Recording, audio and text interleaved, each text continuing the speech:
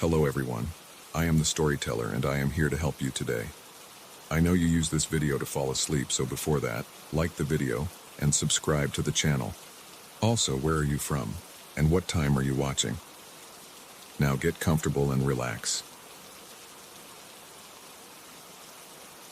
The chalet's isolation should have been our first warning. Sarah had found it online, a steal she'd said, practically giving it away for a week in the Colorado Rockies. The photographs showed a rustic A-frame nestled among towering pines, with views that stretched endlessly across snow-dusted peaks. What the photos didn't capture was the oppressive silence that seemed to press against the windows like something alive, or how the shadows between the trees moved wrong in your peripheral vision. We arrived just as dusk painted the sky the color of old blood. The key was under a ceramic frog by the front steps, exactly where the owner had promised. Sarah laughed at the quirky little guardian, but I noticed how its painted eyes seemed to track our movements as we hauled our luggage inside. The interior smelled of cedar and something else, something stale and medicinal that caught in the back of my throat. The first 3 days passed without incident. We hiked the marked trails, cooked elaborate meals in the surprisingly well-equipped kitchen, and made love by the stone fireplace while wind howled through the pines outside. Sarah seemed more relaxed than she'd been in months, the stress lines around her eyes finally smoothing. I should have been grateful for this reprieve from our city lives, but something nagged at me, a persistent itch between my shoulder blades, the feeling of being observed through windows that reflected only darkness. It started on Thursday night at exactly 9 o'clock. I was washing dishes while Sarah browsed through the collection of paperback mysteries someone had left on the mantelpiece. The warm, soapy water felt good on my hands, and I'd been lost in the meditative rhythm of scrubbing when I heard it. The distinctive metallic squeak of the back door handle being turned. My hands froze in the sudsy water. The sound came again, a slow, deliberate rotation followed by the subtle pressure of someone testing the door against its frame. I held my breath, straining to hear over the blood rushing in my ears. After what felt like hours but was probably only seconds, the pressure released. Footsteps, or what might have been footsteps, retreated across the back deck. I dried my hands and called Sarah's name, trying to keep my voice level. She looked up from her book with raised eyebrows, and I explained what I'd heard.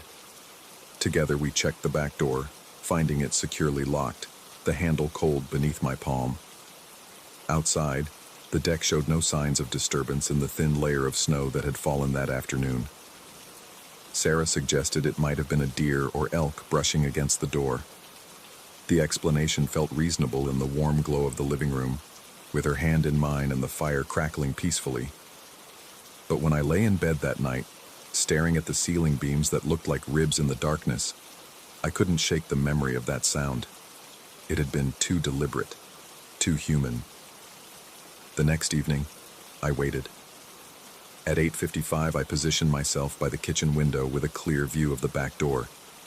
Sarah was reading in the living room, unaware of my vigil. The minutes crawled by with excruciating slowness. At exactly 9 o'clock, the handle moved. This time I saw it clearly. The brass lever depressed smoothly, held for several seconds, then released. No shadowy figure was visible through the glass, no silhouette against the snow. Just the handle, moving as if turned by invisible hands. I watched, transfixed, as the motion repeated twice more before stopping. When I blinked, my reflection stared back from the black window, pale and hollow-eyed. I said nothing to Sarah that night, but sleep evaded me completely. I kept thinking about the methodical nature of the movements. 3 attempts, always at the same time, always with the same careful precision. By morning, I'd convinced myself I was overtired, seeing things that weren't there. Mountain air could play tricks on the mind, couldn't it? But it happened again, Saturday night. And Sunday. Each time at exactly 9 o'clock, each time with the same ritualistic precision. On Monday morning, while Sarah slept in, I walked to the nearest neighbor's house, a weathered cabin about a quarter mile down the mountain road. An elderly man named Frank answered my knock. His face was deeply lined, carved by decades of mountain weather. and his eyes held the sharp alertness of someone who'd spent years watching the wilderness. When I mentioned the chalet we were renting, his expression shifted almost imperceptibly. He listened to my story without interruption, occasionally nodding as if none of this surprised him. When I finished, he was quiet for a long moment, staring past me toward the pine-covered slopes. Frank told me he'd noticed someone around the back of our chalet several times over the past year, always around 9 in the evening.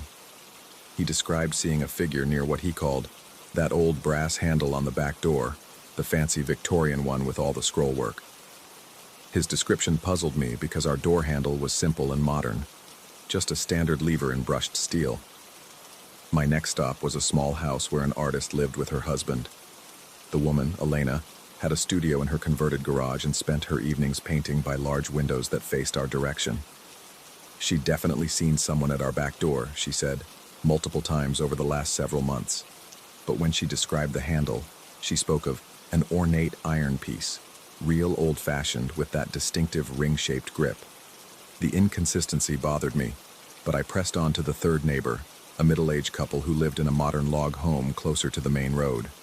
The husband, Dale, confirmed the sightings, but described our door handle as one of those antique crystal knobs, the kind they used in fancy houses back in the day, clear glass with those beveled edges that catch the light. 3 neighbors, 3 completely different descriptions of our door handle. Each account was given with absolute certainty, as if they were describing something they'd observed countless times. That afternoon, while Sarah napped, I examined our back door with new attention. The handle was exactly what I'd thought. A contemporary brushed steel lever, probably installed within the last 5 years. Nothing Victorian, nothing iron, nothing crystal. I ran my fingers over its smooth surface, searching for any detail I might have missed, but it remained stubbornly ordinary. The paranoia began that evening as we prepared dinner. I found myself glancing repeatedly at the back door, studying that handle with an intensity that bordered on obsession. Sarah noticed my distraction and asked if I was feeling all right. I deflected, claiming the altitude was getting to me, but her concerned look lingered. At 9 o'clock, I positioned myself again by the window. This time Sarah joined me, curious about my nightly ritual. When the handle moved, she saw it too. Her sharp intake of breath confirmed I wasn't losing my mind, but somehow that offered no comfort. If anything, having a witness made it worse, more real, more impossible to rationalize away. We spent the next day in town, deliberately staying away from the chalet until late afternoon. But even surrounded by normal people doing normal things, buying groceries, browsing antique shops, eating lunch at a diner, I couldn't escape the image of that handle turning in empty air.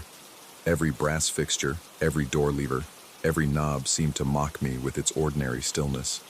Sarah suggested we cut the vacation short, head home early. The idea tempted me, but something stubborn in me refused to be driven away by whatever game was being played. That evening, I convinced her to stay one more night. I needed to understand what was happening, needed some kind of resolution that would let me sleep again. It was while browsing the chalet's kitchen cabinets for coffee filters that I found the first one. Tucked behind a stack of mismatched dishes was an ornate brass handle, exactly matching Frank's description. Victorian scrollwork, elaborate detailing, the patina of age darkening its curves. My hands trembled as I lifted it from its hiding place.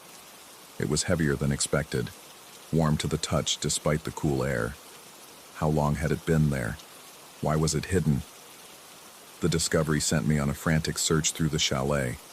In the bedroom closet, wrapped in an old towel, I found Elena's iron handle with its distinctive ring grip.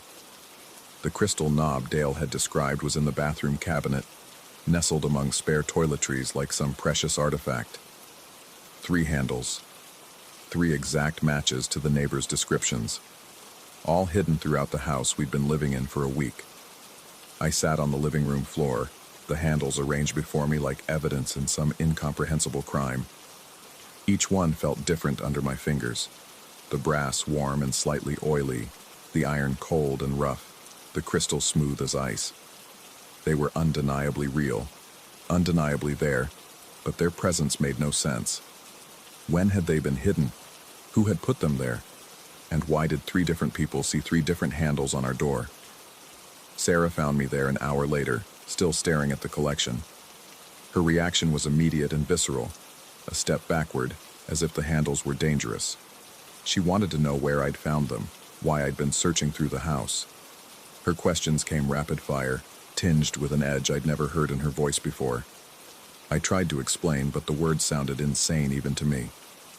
3 neighbors, 3 different handles, all now sitting in front of us like some impossible proof of... What? I couldn't even articulate what I thought they proved. Sarah's face grew pale as I spoke, and she kept glancing toward the back door as if expecting something to materialize. 9 o'clock approached with agonizing slowness. We both watched the back door now, our attention focused with laser intensity on that ordinary steel handle. At exactly 9, it moved. But this time, something was different. Instead of the familiar brass lever I'd been watching all week, I saw ornate scrollwork. Sarah gasped, and I knew she was seeing something different again. When I blinked, it was iron. Another blink, crystal. The handle shifted between versions with each movement of my eyes, never settling on one form, as if reality itself couldn't decide which version was true. Sarah was crying now, soft, desperate sounds that cut through the silence. She was seeing the changes too, and the shared madness somehow made it worse rather than better. We didn't sleep that night. We sat in the living room, watching the back door, waiting for 9 o'clock to come around again. When it did, the transformation was even more pronounced. The entire door seemed to flicker between versions of itself, sometimes modern with steel hardware, sometimes heavy oak with brass fittings, sometimes painted white with that crystal knob gleaming like a captured star. The worst part was the sound, not just the turning of the handle, but what came after. Footsteps on the deck, yes, but also the creak of hinges that didn't match our door, the soft whisper of someone breathing just beyond the glass, the almost inaudible scratch of fingernails against wood. Layer upon layer of sound, as if multiple realities were bleeding through at once. By morning, we'd made our decision. We packed quickly, barely speaking, moving with the urgent efficiency of people fleeing a disaster. As I loaded our bags into the car, I took one last look at the back door. In the bright morning sunlight, it appeared completely normal. Steel handle, modern frame, nothing unusual about it at all. The 3 handles I'd found were still sitting on the coffee table where we'd left them, solid and undeniable. We drove away without looking back, but the image of that door followed us down the mountain. Now, 3 weeks later, I can't stop thinking about those handles. They're in my apartment now. I couldn't bring myself to leave them behind. Sarah hasn't spoken to me since we got home. She won't return my calls, won't answer my texts. When I drove by her place yesterday, I saw new locks on her door, strong ones, expensive ones. Last night, I heard the sound again. At exactly 9 o'clock, the familiar squeak of a handle being turned. But I live in a 5th-floor apartment with no back door, no deck, nothing but a sheer drop to the parking lot below. I checked every door in my apartment, front door, bathroom, closets, everything. All secure, all locked. But this morning, I found a 4th handle. It was sitting on my kitchen counter, polished wood with inlaid silver details, beautiful and impossible and absolutely not something I owned. I've never seen anything like it before, yet it feels familiar in my hands, as if I've been turning it my entire life. As if I've been the one trying doors at 9 o'clock, testing locks, searching for the right combination of handle and door and moment that will finally let me in, or let something else out. I keep thinking about what Frank said, about seeing someone at the back door over the past year. Elena's sightings going back months, Dale's confident description of details that didn't exist. How long had this been happening before we arrived? How many others had stayed in that chalet and heard the same sounds, seen the same impossible transformations? And how many of them had brought something back with them when they left? Tonight, I'm going to wait by my front door at 9 o'clock. I've arranged the 4 handles on the floor beside me. Brass, iron, crystal, and wood. When the time comes, when I hear that familiar sound of someone testing the lock, I'm going to try each handle in turn. One of them has to fit. One of them has to be the key to understanding what's happening to me. Sarah was right to change her locks. I know that now. Whatever followed us down from the mountain, whatever attached itself to us during those nights of watching and waiting, it's still here. It's still trying doors. Still looking for the right combination, the perfect match. The clock on my wall reads 8:58. Almost time. I can hear something moving in the hallway outside my apartment, soft footsteps that stop just beyond my door. My hands are shaking as I reach for the first handle. The brass one feels warm, almost alive, as if it's been waiting for this moment. The doorknob turns.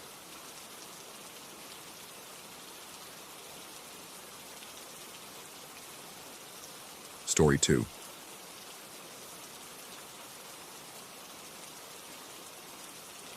The sheets never wrinkled at Grandma Ruth's house. I discovered this 3 nights into my stay at her old country place, a Victorian relic she'd left me in her will along with debts I couldn't afford and memories I'd rather forget. The fabric design work that had consumed my life in Chicago felt meaningless now, reduced to pixels on a screen that couldn't compete with the weight of inherited grief and the strange peace of rural Missouri. The bedroom I'd chosen overlooked the back garden where Ruth used to tend her roses. Moonlight filtered through gauze curtains, casting everything in silver-gray shadows that shifted with each breeze. The bed itself was ancient, a 4-poster mahogany monstrosity with a mattress that had probably seen 3 generations of births, deaths, and sleepless nights like the ones I'd been having. It was the insomnia that made me notice at first. I'd been lying there, staring at the water stain on the ceiling that looked disturbingly like a reaching hand, when I heard the sound. Soft, rhythmic, like fabric being pulled taut and smoothed with careful, deliberate strokes. The noise came from somewhere near my feet, and when I lifted my head to look, the sheet covering me was perfectly flat, creaseless, as if invisible hands had just finished pressing it with meticulous care. The second night, I convinced myself I'd imagined it. Grief does strange things to perception, I told myself. The mind creates patterns where none exist, finds meaning in meaningless sounds. I'd read about this phenomenon in one of those psychology articles I'd bookmarked but never truly absorbed. Pareidolia, they called it, seeing faces in clouds, hearing voices in static, finding ghosts in creaking wood and settling foundations. But the third night, I was ready. I lay perfectly still, controlling my breathing until it matched the rhythm of the old house settling around me. Outside, wind moved through the oak trees with a sound like whispered conversations, and somewhere in the walls, pipes groaned with the weight of decades. The digital clock beside the bed glowed 3:17 a.m. when it started again. The sheet at my feet began to lift, rising as if gentle fingers were grasping its edge. It hovered there for a moment, suspended in air that felt suddenly thick and charged with invisible electricity. Then it descended, smoothing itself with that same careful, methodical precision I'd heard before. The fabric moved in waves, each fold disappearing as if pressed by an expert laundress who'd spent a lifetime perfecting her technique. My heart hammered against my ribs as I watched the process repeat itself across the entire surface of the sheet.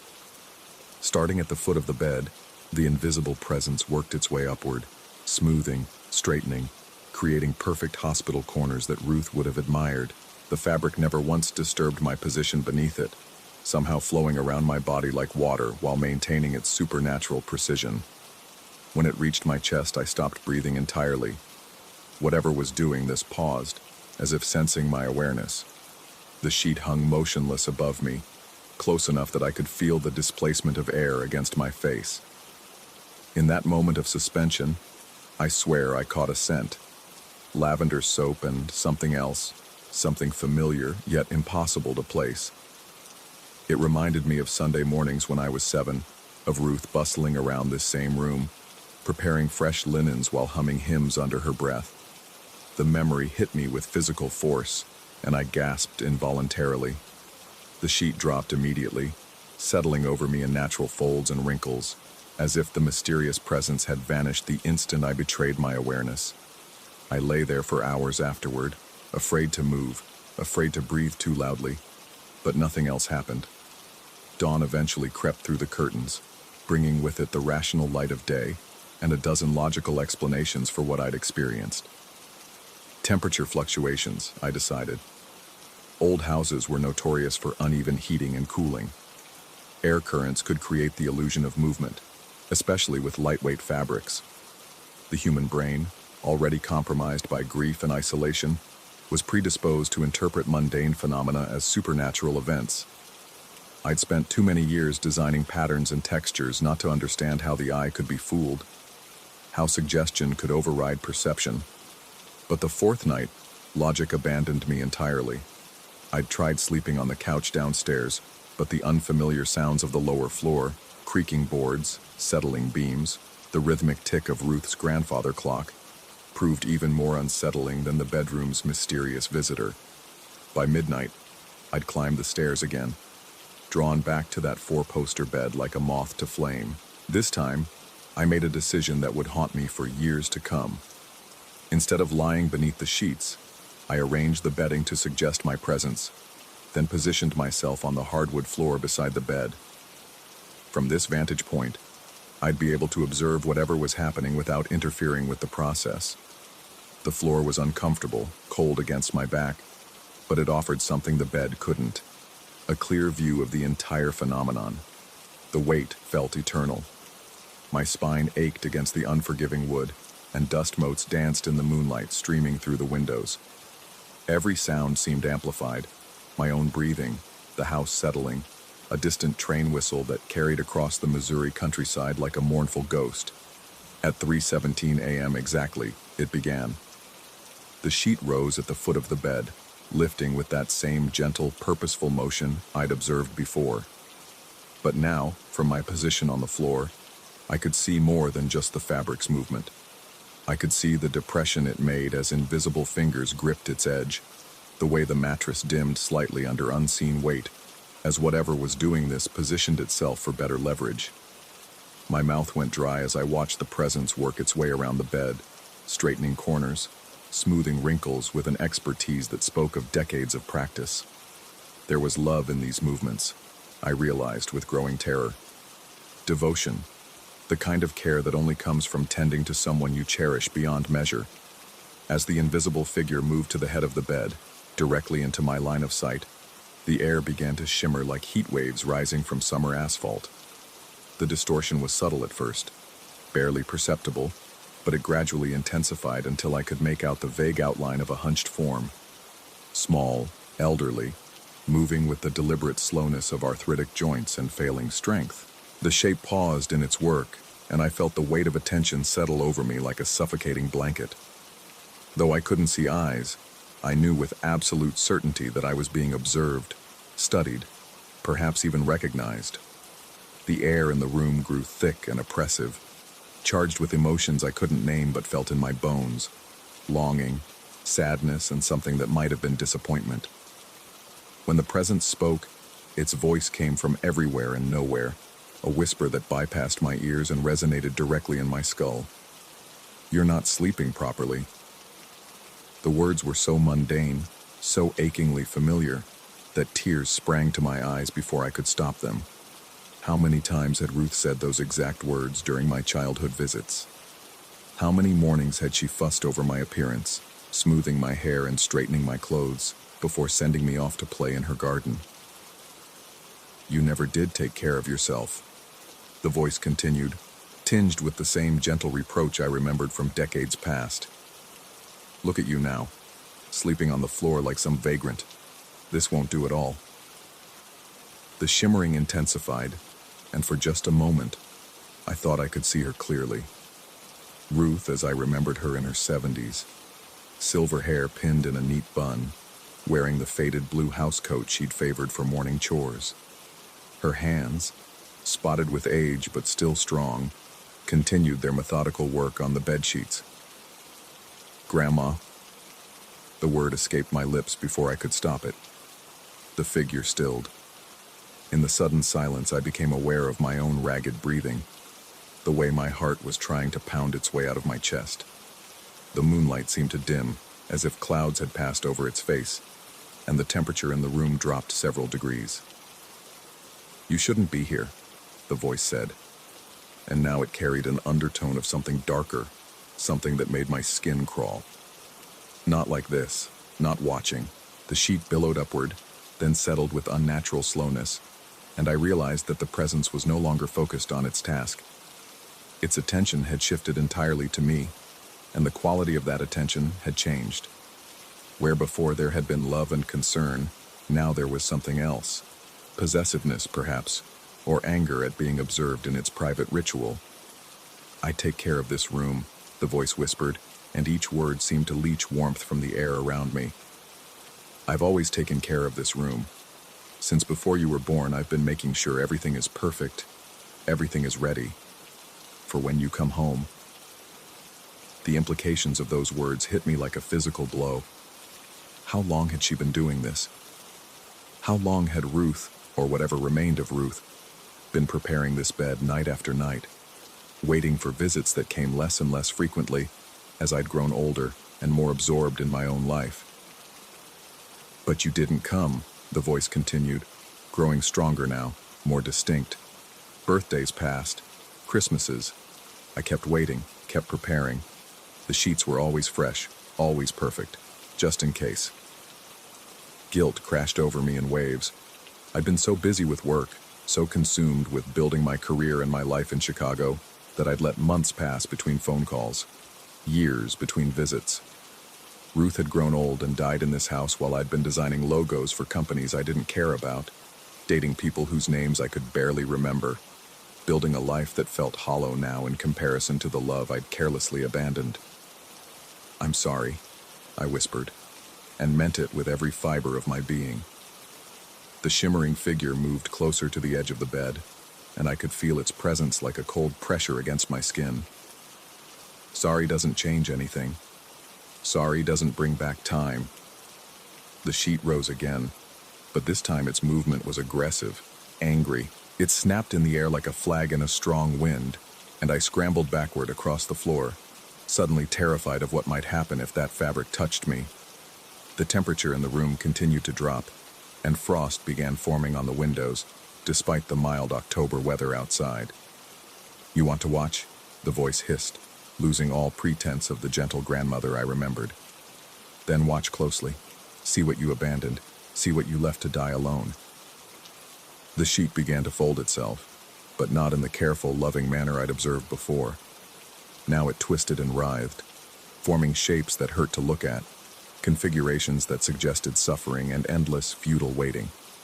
The fabric seemed to tell a story, of nights spent listening for footsteps that never came, of holidays celebrated alone, of a bed prepared with infinite care for a grandson who couldn't be bothered to visit. I closed my eyes, but the images continued behind my eyelids, projected directly into my consciousness by whatever force was inhabiting this room.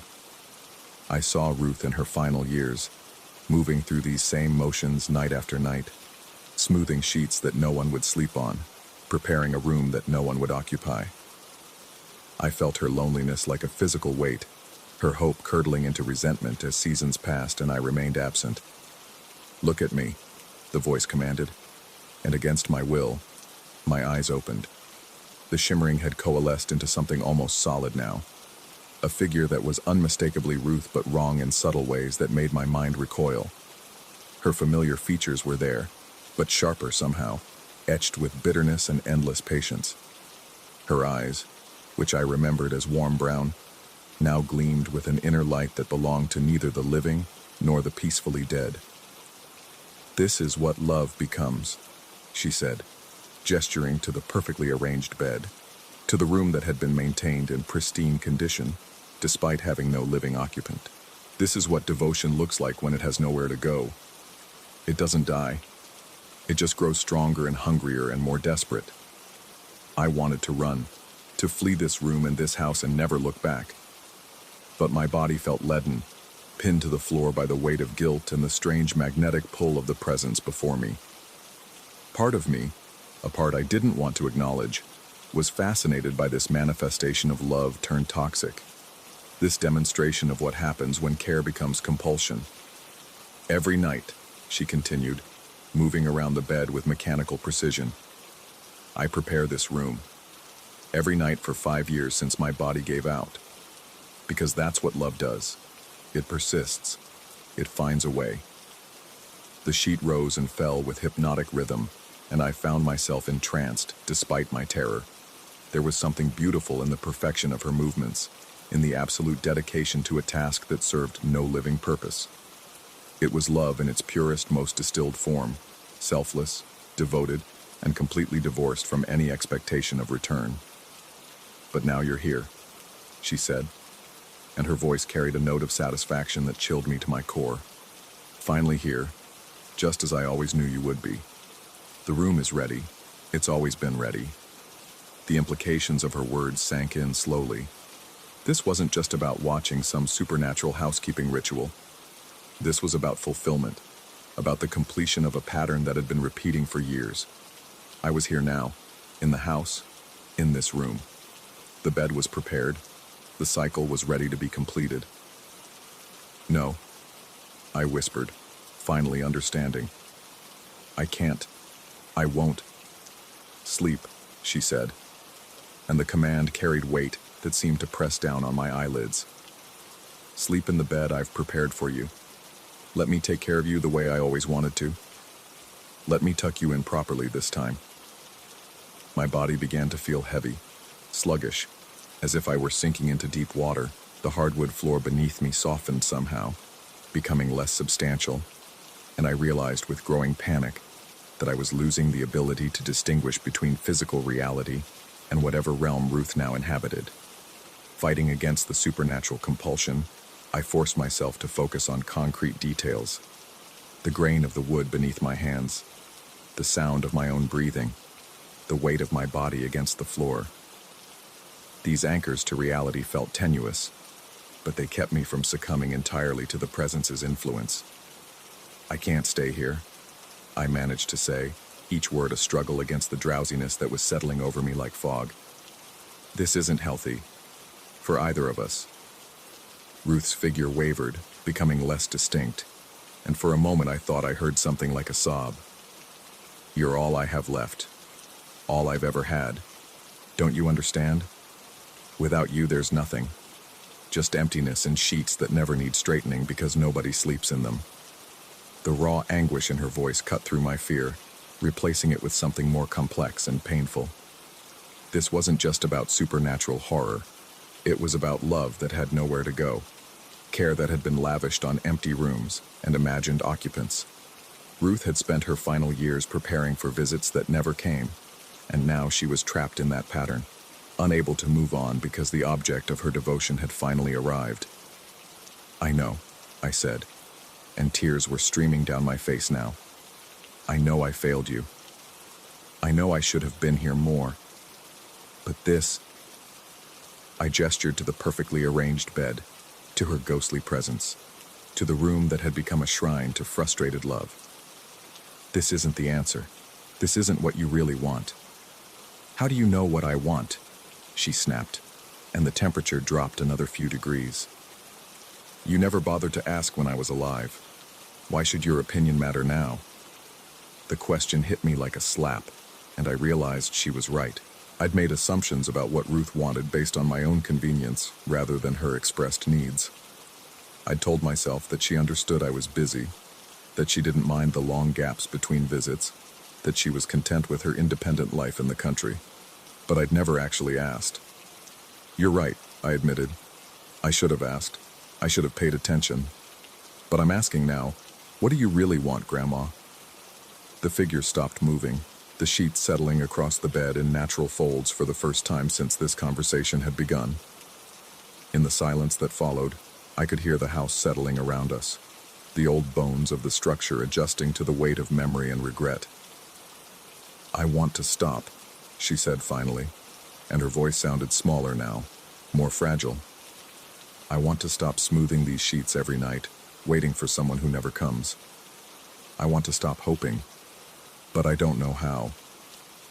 The admission hung in the air between us, and I understood with painful clarity that Ruth was as trapped by this pattern as I was.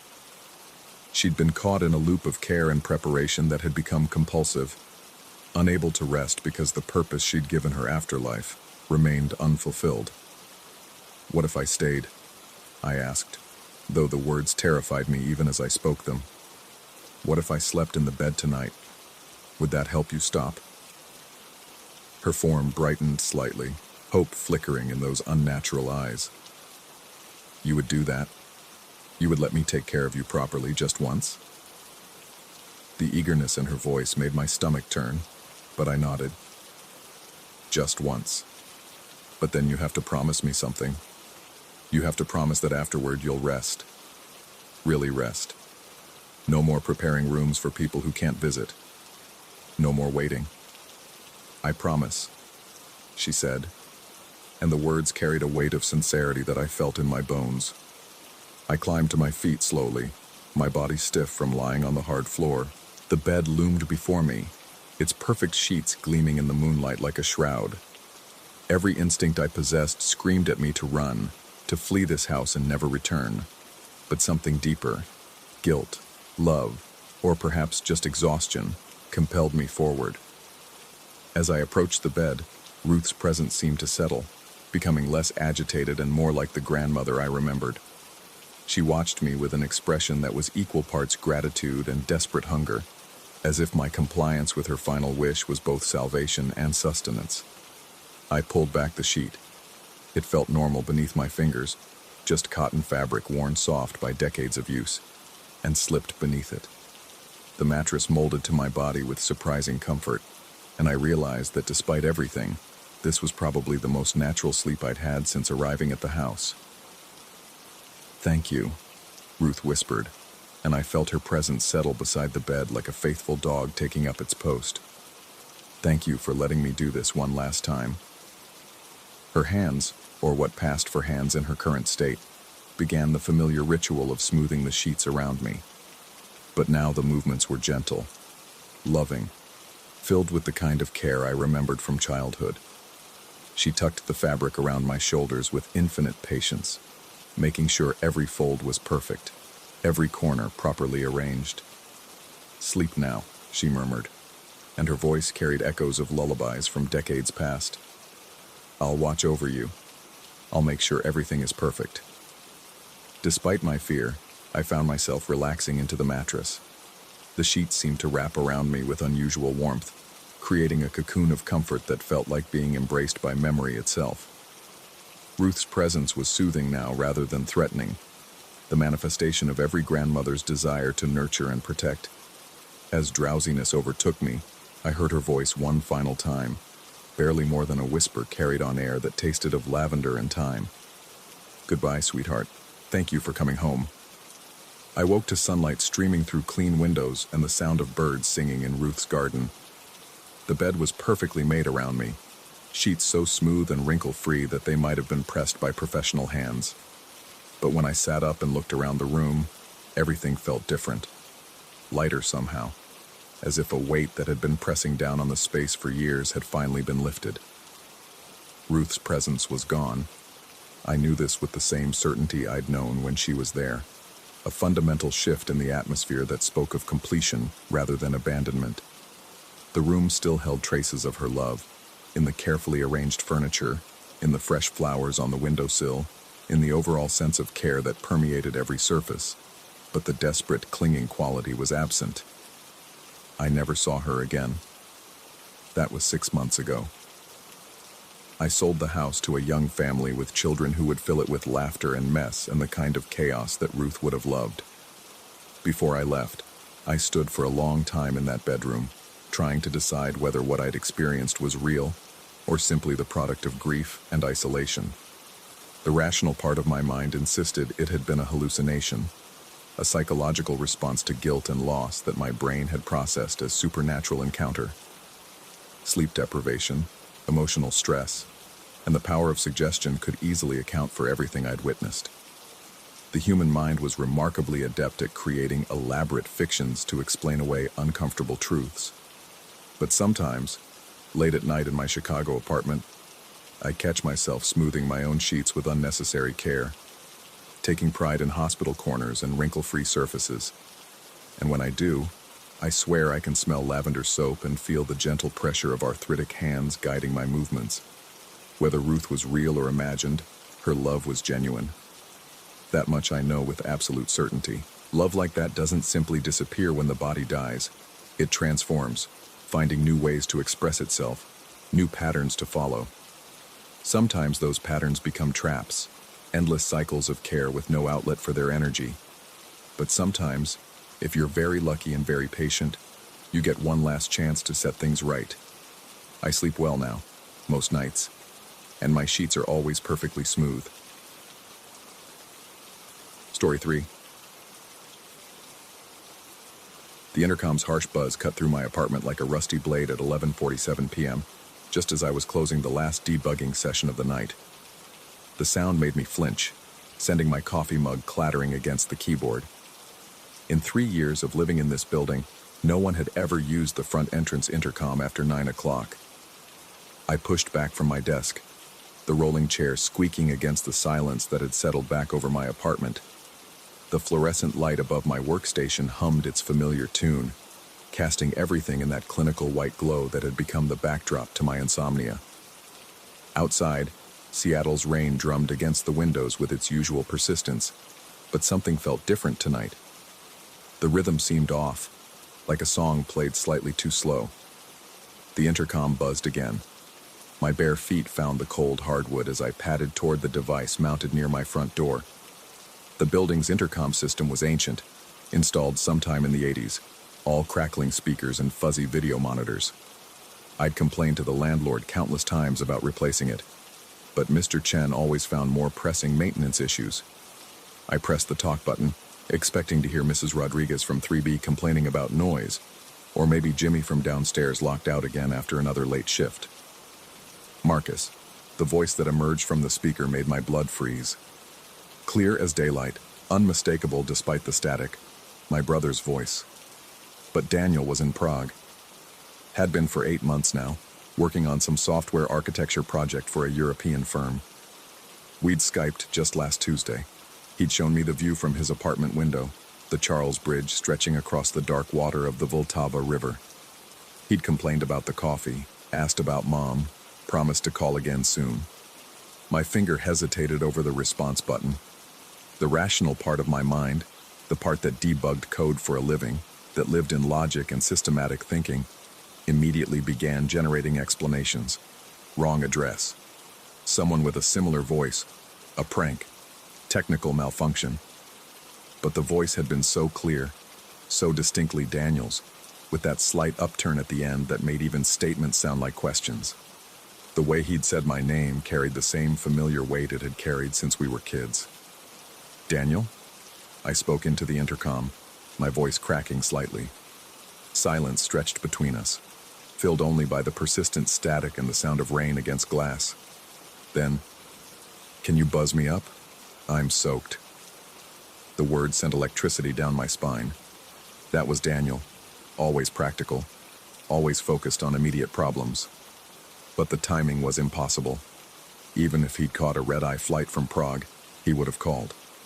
He would have told me he was coming. My thumb moved toward the door release button, then stopped. Through the intercom's tiny black and white monitor, I could see the building's front entrance. The camera was positioned at an angle that showed most of the covered entryway, though the image quality was terrible, grainy and washed out, with several dead pixels creating permanent dark spots across the screen. A figure stood there, hunched against what appeared to be heavy rain. The shape was familiar. Daniel's height, his broad shoulders, the way he stood with his weight shifted slightly to his left foot. But something was wrong with the image. The person's clothes looked disheveled, and there was an odd quality to the lighting that I couldn't quite place. "Daniel, what are you doing here? Why didn't you call?" The figure on the monitor moved slightly, raising what looked like a hand to wave. "My phone died on the plane. Come on, Marcus, I'm freezing out here." The explanation made sense, but my unease was growing rather than diminishing. I stared at the monitor, trying to make out more details through the poor resolution. The person's suit, it was definitely a suit Daniel's style, looked wrong somehow, torn maybe or badly wrinkled. And the lighting around the figure seemed off, as if the shadows were falling in directions that didn't match the building's exterior lights. I realized I was holding my breath. "Why are you here?" I asked. "I thought you were in Prague until November." The static seemed to intensify for a moment, and when Daniel's voice came through again, it sounded slightly different. Still him, but with an edge I couldn't identify. "Project got canceled. I'll explain everything upstairs. Please, Marcus." My finger moved toward the button again. This was my brother. Even if the timing was strange, even if something felt off, this was Daniel asking for help. We'd always been there for each other, especially after Dad died, and Mom started her slow retreat into whatever private world grief had built for her. But as I leaned closer to the monitor, trying to get a better look at the figure outside, I noticed something that made my stomach drop. The rain around the building's entrance was falling upward. Not all of it. That would have been too obvious, too impossible to rationalize away. But scattered droplets caught in the monitor's grainy black and white display were clearly moving in the wrong direction, falling up toward the sky instead of down toward the earth. I blinked hard, rubbing my eyes. Long hours staring at code had given me problems before. Eye strain, double vision, the occasional migraine. I looked at the monitor again. The rain was falling normally now. Down, as rain should fall. "Marcus?" Daniel's voice carried a note of impatience. "Are you going to let me up or not?" I pressed the talk button again, my mouth dry. "How do I know it's really you?" A pause. Then, what sounded almost like a laugh, but not quite. "Come on, man. Who else would it be?" The question hung in the air like smoke. Who else indeed? But the wrongness I felt was growing stronger, spreading through my chest like cold water. Every instinct I had was screaming at me not to press that button, not to let whatever was outside into the building. "Tell me something only Daniel would know," I said. Another pause, longer this time. On the monitor, the figure remained motionless, a dark shape against the grainy background. "You have a scar on your left shoulder from when we were building that treehouse," the voice finally said. "You fell off the ladder and landed on a broken beer bottle. The memory hit me like a physical blow. I was 11, Daniel was 14. We'd been working on the treehouse for weeks, using wood scraps Dad had brought home from construction sites. I'd been showing off, trying to prove I could handle the same work as my older brother. The fall, the sharp pain, the way Daniel had gone pale at the sight of blood soaking through my t-shirt. Mom driving us to the emergency room while Daniel held a towel against my shoulder, whispering apologies the entire way. It was exactly the kind of memory Daniel would reference. Specific enough to be convincing, shared enough between us to be meaningful. And yet, "The scar is on my right shoulder," I said. Silence. Long, stretching silence filled with static and the sound of rain. When Daniel's voice came again, it was different, flatter. "Right shoulder, of course." My heart was hammering now, and I stepped back from the intercom as if the device itself might hurt me. Outside my apartment window, lightning flickered, but it flickered wrong. Jagged bolts of brightness that seemed to fork downward from the sky toward the earth, then reverse direction and climb back up. I rubbed my eyes again, but when I looked, the lightning was gone. Just the rain, drumming its steady rhythm against the glass. The intercom crackled again. "Marcus, I need you to let me up. Please." But it wasn't quite Daniel's voice anymore. Close, but not quite. Like someone doing an impression of my brother. Someone who had listened to recordings of him speaking and learned to mimic the cadence and tone, but who couldn't quite capture the subtle inflections that made Daniel's voice uniquely his. "I don't think you're my brother," I said. The static intensified, and for a moment I thought I heard something else mixed in with it. A sound like wind, but wrong. Wind that whistled in harmonics, that wind shouldn't produce. When the static cleared, the voice that emerged was definitely not Daniel's. "Let me up, Marcus." Lower now. Rougher. Still recognizable as human speech, but wrong in ways I couldn't articulate. The words carried weight that normal words shouldn't carry, as if each syllable was pressed down by invisible hands. On the monitor, the figure was still there, but something had changed. The image flickered occasionally, and during those flickers, the person's posture seemed different. Straighter, more angular, and the lighting around the figure continued to behave in ways that made no sense, casting shadows that fell upward and to the left when the building's lights should have created shadows falling down and to the right. I realized I was backing away from the intercom, my bare feet sliding across the hardwood floor. My rational mind was still fighting, still generating explanations, malfunctioning equipment, stress-induced hallucinations, some kind of prank using voice modulation technology. But my body knew better. Every cell was screaming at me to get away from that intercom, to put as much distance as possible between myself and whatever was outside the building. "I'm not going to let you up," I said, my voice barely audible. The response came immediately, and it was Daniel's voice again. Perfect now, exactly as it should be, warm and familiar and carrying just the right note of hurt confusion. "Marcus, what's wrong?" "It's me. It's Daniel. I don't understand what's happening." The perfection of it was more terrifying than the wrongness had been. This voice was my brother, not an approximation or an imitation, but actually Daniel, speaking with the exact cadence and emotional coloring I'd heard 1,000 times before. But I knew, with the kind of certainty that lives below conscious thought, that Daniel was not standing outside my building at midnight on a rainy Thursday in October. "Call me," I said. "If you're really Daniel, call my cell phone." "I told you my phone is dead." "Then use a payphone. There's one 2 blocks from here."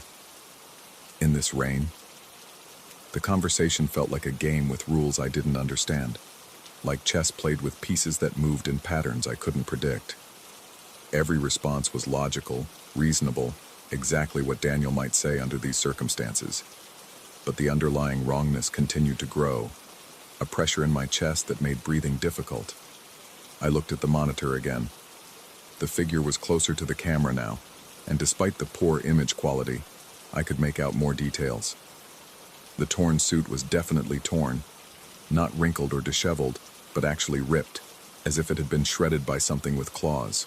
And the person's posture was wrong in a way that hurt to look at, joints bent at angles that suggested the body inside the clothes wasn't quite shaped like a human body should be shaped.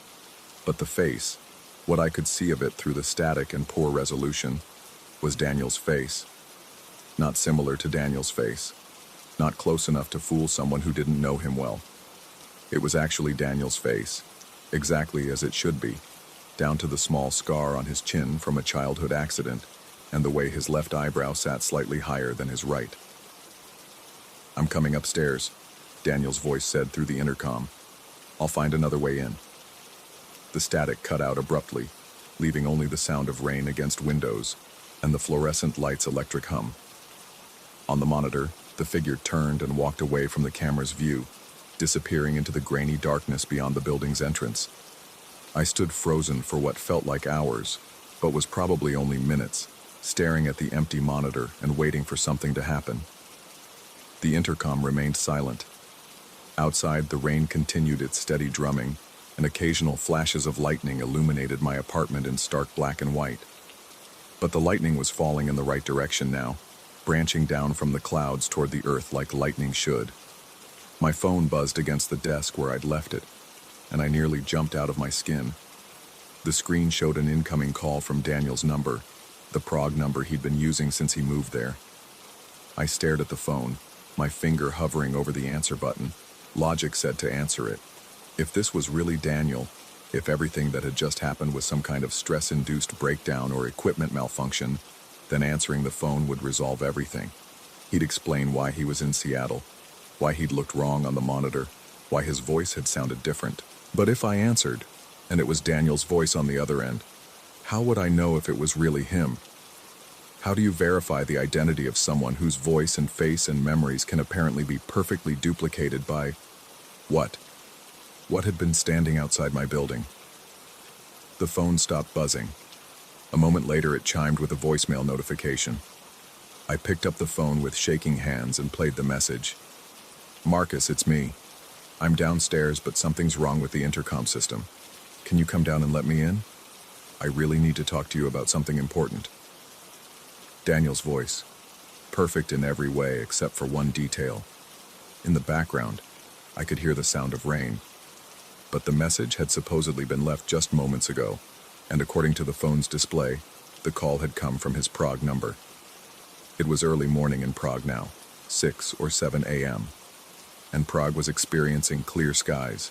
According to the weather app, I compulsively checked several times a day to feel connected to my brother's life. I played the message again, focusing on the background sounds. Rain, definitely, but also something else. A sound like wind, but wrong. Wind that whistled in harmonics that wind shouldn't produce. A soft knock came from my apartment door. Not the intercom, not the building's front entrance. My apartment door, 3 floors up from street level, accessible only through a locked building entrance and past 2 other floors of residents who would have heard anyone climbing the stairs. 3 gentle knocks, spaced evenly, exactly the way Daniel had knocked on my bedroom door when we were kids, and he wanted to talk about something serious. I approached the door slowly, my bare feet silent on the hardwood. The peephole showed the hallway outside my apartment, lit by the building's dim overhead lights. Empty. "Daniel," I whispered, "can you let me in?" The voice came from just outside the door, muffled, but clearly Daniel's. "We need to talk. How did you get into the building?" "Mrs. Rodriguez let me in. She recognized me." Mrs. Rodriguez had been dead for 6 months. I'd attended her funeral on a sunny afternoon in April, had helped her grandson clean out her apartment the following week. The new tenant in 3B was a graduate student named Kevin, who kept to himself and played piano at odd hours. "Mrs. Rodriguez is dead, Daniel." A pause. Then, "I mean Kevin. Kevin let me in." But Kevin had never met Daniel. Kevin had moved in 3 months after Daniel left for Prague, and they'd never overlapped. Kevin wouldn't recognize my brother if he showed up at the front door claiming to be locked out. I pressed my eye to the peephole again. The hallway remained empty, but as I watched, one of the overhead lights began to flicker. Not the random flicker of a dying bulb, but a steady, rhythmic pulsing that seemed to match the beating of my heart. "Marcus, please. I know this is confusing. I know something seems off, but I need you to trust me." The voice was coming from directly outside my door now, so close that whoever was speaking had to be standing inches from the wooden barrier that separated us. But the peephole showed nothing. I stepped back from the door, my breathing shallow and quick. The rational explanations were getting thinner, harder to believe. Stress hallucinations didn't typically involve telephone calls with verifiable caller ID. Equipment malfunctions didn't create voices that knew specific childhood memories. And pranks didn't result in invisible people standing outside apartment doors, which left explanations that my rational mind refused to consider. Explanations that belonged in horror movies and late-night radio shows, not in the real world of software development and debugging sessions and predictable routines. "What do you want?" I asked through the door. "To come home," the voice replied. "I've been trying to come home for so long, Marcus. Please let me in." Something in the tone made me think of childhood nightmares, of waking up in the dark with the absolute certainty that something was wrong, that something that shouldn't exist was standing just outside the circle of safety that surrounded my bed. The kind of fear that lives in the primitive parts of the brain, below language and logic. "You're not Daniel," I said. "I'm exactly Daniel," the voice replied. "I'm more Daniel than Daniel has ever been. I remember everything he remembers. I know everything he knows. I love you exactly as much as he loves you." The words sent ice through my veins, because they were delivered in Daniel's voice, with Daniel's exact inflection and emotional weight. But they carried implications that no real brother would ever voice, concepts that belonged to entities that understood human relationships from the outside, rather than experiencing them from within. The knocking came again, but different this time. Not the gentle tapping from before, but something more insistent, something that suggested the thing outside was growing impatient with my refusal to cooperate. I backed further into my apartment, putting distance between myself and the door. Outside the windows, lightning flickered again, but now it was definitely falling upward. Great jagged bolts that started from the earth and climbed toward the sky before reversing direction and plunging back down. The apartment felt smaller now, the walls closer together. The fluorescent light above my desk was flickering in sync with the lightning, casting everything in alternating brightness and shadow. And in those moments of shadow, I could swear I saw movement in the corners of my vision, shapes that didn't belong, angles that hurt to look at directly. "I'm calling the police," I announced, though I wasn't sure if I was talking to whatever was outside my door or to myself. "The police won't understand," Daniel's voice replied, and now it sounded farther away, as if the speaker was moving down the hallway. "They'll think you're having a breakdown. They'll ask about your sleep patterns, your stress levels, whether you've been taking any medications or recreational drugs. They'll want to know about your family history of mental illness." The words were like physical blows, because they were exactly what the police would ask. And because my family did have a history of mental illness, Mom's depression after Dad died, Uncle Richard's schizophrenia that had manifested in his 30s, the anxiety and insomnia that I'd been battling for months. "I'm going to hang up now," I said to the empty apartment, though I wasn't sure why I was announcing it or who I thought was listening. But as I reached for my phone to call 911, it buzzed with an incoming text message from Daniel's Prague number. "Don't call the police, Marcus. They won't believe you, and I'll just find another way in. We need to talk about what's happening to you." I stared at the message, my hands shaking. The timestamp showed it had been sent just seconds ago, but I hadn't heard any sound from the hallway since the voice had moved away, and whoever had sent the message knew exactly what I'd been thinking about doing. Another message arrived. "I know you're scared. I know this doesn't make sense, but I'm still your brother, and I'm trying to help you." Then another. "The lightning outside isn't real, Marcus. Neither is the rain. You've been sitting in your apartment for 3 days without sleeping, without eating. You're dehydrated and hallucinating." I looked around my apartment, trying to remember the last time I'd eaten a real meal. The coffee mug by my computer was empty, and I couldn't remember refilling it. The Chinese takeout containers on the kitchen counter looked like they'd been there for days, the contents dried and moldy. But I remembered eating. I remembered making coffee just an hour ago. I remembered the routine of the past few days. Work, eat, sleep, repeat. Except now that I thought about it, I couldn't remember any specific details. Couldn't recall what I'd eaten for dinner yesterday, or what I'd worked on this morning, or when I'd last changed clothes. "Marcus?" Daniel's voice was back, but now it seemed to be coming from inside the apartment. Not from the door, not from the intercom, but from somewhere in the room with me. I spun around, searching for the source. The apartment was empty, just my furniture, my computer setup, the familiar chaos of a bachelor's living space. But the voice was definitely coming from inside the room. "I'm here to help you," Daniel said, and now the voice seemed to be coming from behind me. I turned again, but there was nothing there except the wall and the window showing the impossible storm outside. "You're not real," I said to the empty air. "Neither are you," Daniel replied, and the voice was coming from everywhere now, from the walls and the ceiling and the floor beneath my feet. "Neither is any of this. You're lying on the floor of your apartment, Marcus. You've been there for 3 days. The neighbors called for a wellness check, but you won't answer the door." The room was spinning now, the familiar objects of my life sliding past my vision like scenery viewed from a moving train. The fluorescent light strobed faster, casting everything in stroboscopic fragments that made it impossible to focus on any single detail. "Let me help you," Daniel's voice said, and now it was definitely inside my head, speaking directly into my thoughts without passing through my ears at all. "Let me in, and I'll make everything make sense again." But even as reality fragmented around me, even as the distinction between what was real and what was hallucination dissolved completely, I knew with absolute certainty that whatever was offering to help me was not my brother, and I knew that letting it in, whatever that meant, would be the end of everything that made me myself.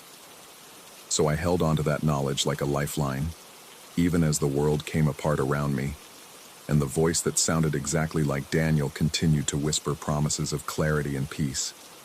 Outside, the rain fell upward toward a sky that flickered with inverted lightning, and something that wore my brother's face pressed its hands against windows that couldn't possibly exist 3 floors above the Seattle streets. And I waited, because waiting was all I had left, in the space between sleeping and waking where the impossible becomes inevitable, and the only choice is whether to open the door or keep it closed forever.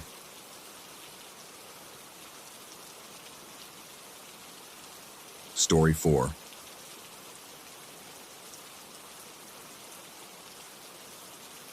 The cottage was painted the color of morning bruises, that peculiar blue that hovers between healing and harm. I should have recognized the warning in that shade, should have trusted the way it made my stomach clench when I first pulled into the gravel driveway 3 weeks ago. But desperation has a way of painting over red flags, and I needed this place more than I needed good judgment. My name is David Garrett, and I've been selling houses for 15 years. I know the difference between a home with character and one with problems. This cottage, nestled between towering pines 30 miles outside Millbrook, definitely fell into the latter category. But after my divorce cleaned out my savings and left me sleeping on my brother's couch, character flaws became negotiable. The cottage came furnished, which should have been another warning sign. People don't leave furniture behind unless they're running from something. The previous owner, an elderly woman named Helen Mackenzie, had passed away 6 months earlier. Her estate lawyer practically threw the keys at me when I offered to rent with an option to buy. The monthly payment was so low it felt like theft. I moved in on a Tuesday morning in late September, when the air still held summer's warmth, but carried autumn's promise of decay. The cottage sat on 3 acres of overgrown land, with woods pressing close enough to the windows that branches scraped the glass when the wind picked up. The interior was a time capsule from the 1950s, floral wallpaper, braided rugs, and furniture that looked like it had been purchased from a single catalog and never replaced. But it was the front porch that caught my attention first. 2 wooden rocking chairs sat facing the woods, painted the same wounded blue as the cottage's exterior. They were positioned perfectly parallel, as if arranged by someone with an obsessive eye for symmetry. When I tested one, it rocked with a gentle creak that seemed almost melodic, like the first few notes of a lullaby I couldn't quite remember. That first night, I unpacked my meager belongings and tried to make the place feel like home. The cottage was small, just 2 bedrooms, a living room, kitchen, and bathroom. But it felt enormous in its emptiness. Every footstep echoed, every door closing sounded like a gunshot.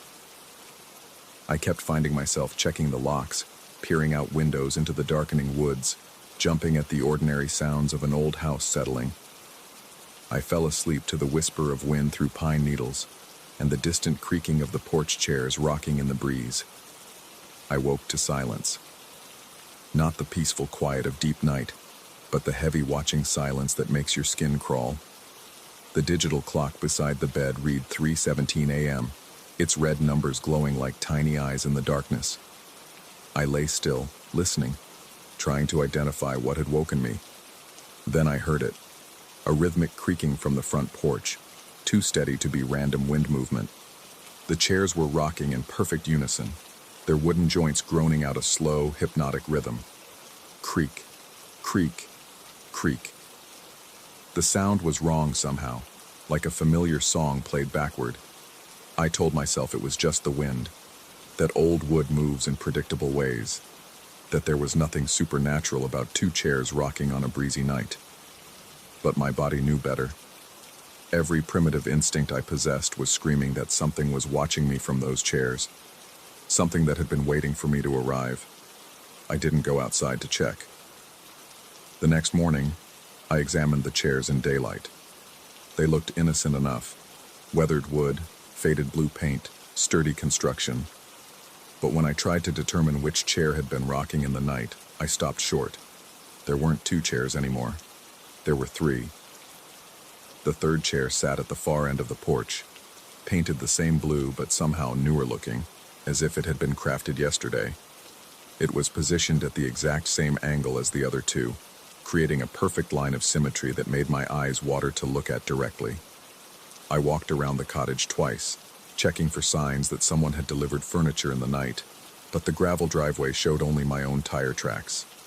I convinced myself I had miscounted the night before. Stress and exhaustion could play tricks on memory, and I'd certainly been both stressed and exhausted. 3 chairs made more sense anyway. Helen Mackenzie might have entertained visitors, might have needed extra seating for her front porch conversations, but that explanation felt thin, even to me. I spent the day in town, showing houses to a young couple looking for their first home. The familiar routine of measuring rooms and pointing out features helped ground me in reality. Houses were my expertise, my comfort zone. I understood square footage and structural integrity, market values and neighborhood dynamics. These were solid, quantifiable things that couldn't multiply in the night or creak with the voices of the dead. When I returned to the cottage at sunset, I counted the chairs before getting out of my car. 4. The newest addition sat between the second and third chairs, painted that same particular blue but with a subtly different wood grain, as if carved from a different tree. It rocked slightly in the evening breeze, keeping time with its companions in a rhythm that made my teeth ache. The sound they made together was almost musical, a 4-part harmony of groaning wood that rose and fell like a twisted lullaby. I sat in my car for 20 minutes, engine running, hands gripping the steering wheel until my knuckles went white. Every logical part of my brain insisted there had to be an explanation. Someone was playing a prank, though I couldn't imagine who or why. The chairs had been there all along, and my exhausted mind had simply failed to register them properly. Helen Mackenzie's estate was slowly delivering her furniture, and the lawyer had forgotten to mention it. But none of these explanations felt true. I finally forced myself to get out of the car and walk past the chairs to my front door. As I passed, each chair stopped rocking in sequence, as if acknowledging my presence. The silence that followed was somehow worse than the creaking had been. That night, I barricaded myself in the back bedroom and tried to sleep with a pillow over my head.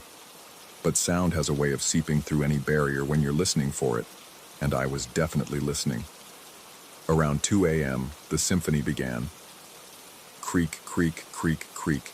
4 chairs rocking in perfect synchronization, their wooden voices weaving together in a rhythm that bypassed my conscious mind and spoke directly to some primitive part of my brain that still remembered what it meant to be prey.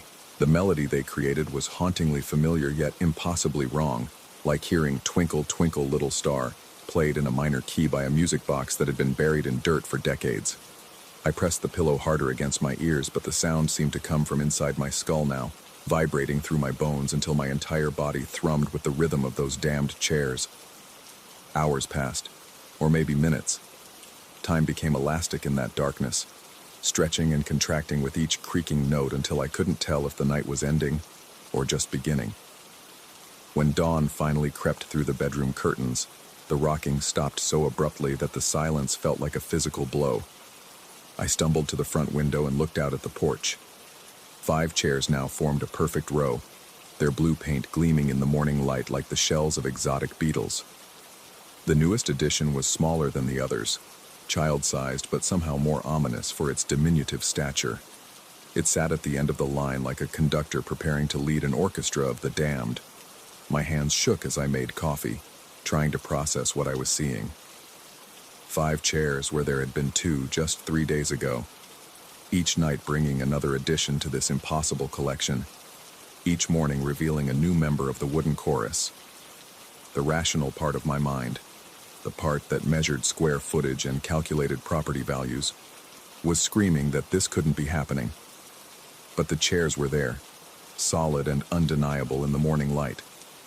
I called the estate lawyer from my cell phone, hands still trembling as I dialed. When he answered, I asked about furniture deliveries, about any arrangements Helen Mackenzie might have made for gradual distribution of her belongings. His confusion sounded genuine. All of Helen's property had been included with the cottage rental, he insisted. Nothing was scheduled for delivery, nothing had been held back. "Is everything all right, Mr. Garrett?" he asked, and I heard genuine concern in his voice. "You sound distressed." I wanted to tell him about the chairs, about the impossible mathematics of their multiplication, about the way they rocked in harmony like a wooden choir singing hymns to darkness. Instead, I muttered something about settling in stress and hung up. The rest of the day passed in a haze of nervous energy. I drove to 3 different furniture stores in the county, comparing their rocking chairs to the ones on my porch. None matched exactly, though several came close enough to make me question my own memory. Had the chairs always been slightly different from each other? Was my mind creating patterns where none existed, finding sinister meaning in random variations of age and wear? By evening, I had almost convinced myself that I was experiencing some kind of breakdown. The divorce, the financial stress, the isolation of living alone in an unfamiliar place. Any combination of these factors could explain hallucinations, false memories, paranoid delusions about multiplying furniture. I felt better having found a rational explanation, even if it meant questioning my own sanity. Then I came home and counted 6 chairs. The latest edition was positioned at the beginning of the line, creating a perfect bookend with the child-sized chair at the far end. This one was taller than the others, with arms that curved like embracing wings and a back that rose high enough to frame a seated figure's silhouette. It was the most ornate of the collection, carved with intricate patterns that seemed to shift and writhe when I looked at them directly. I stood in my driveway until full darkness fell, watching those 6 chairs as if they were wild animals that might attack if I showed fear. The wind picked up around 8 o'clock, and they began their nightly concert. 6 voices now, creating harmonies within harmonies, weaving melodies that made my chest tight and my vision blur around the edges. The song they sang was definitely backward, I realized. Some half-remembered lullaby played in reverse, each note falling where it should rise, each phrase ending where it should begin. It was beautiful and horrible at the same time, like watching a flower bloom in reverse until it collapsed back into the soil that birthed it. I went inside and locked the door, but locks are meaningless against the kinds of things that can multiply wooden chairs through pure will or malice. The rocking continued all night, a 6-part symphony of creaking wood that seemed to seep through the cottage walls like water through a sieve. I tried watching television, tried reading, tried anything to distract myself from the relentless rhythm, but nothing worked. The chairs had claimed my attention completely. Around midnight, I found myself standing at the front window, staring out at the porch through a gap in the curtains. 6 dark shapes rocked in perfect unison, their movements creating a hypnotic dance of shadows and moonlight. As I watched, I began to see patterns in their motion, complex choreography that told a story I couldn't quite understand but felt in my bones. They were waiting for something, I realized. All this rocking, all this wooden music, was just preparation for some greater performance yet to come. The thought should have terrified me, but instead I felt a strange anticipation, as if I were finally approaching the answer to a question I hadn't known I was asking. I woke the next morning slumped against the window, my forehead pressed to the cold glass. Sunlight streamed across the porch, illuminating 7 rocking chairs arranged in a perfect semicircle. The newest member of the collection was painted bright white instead of blue, making it stand out like a tooth in a mouth full of bruises. 7 chairs. 1 week, 7 chairs. The mathematics were becoming clear now, the pattern emerging like a photograph developing in chemical baths. Each night brought another chair, another voice for the wooden choir, another step toward whatever crescendo they were building toward. I should have left then, should have packed my few belongings and driven away from the blue cottage and its impossible furniture. But where could I go? Back to my brother's couch, back to sleeping in my car, back to the life that had been slowly crumbling even before the divorce made the collapse official.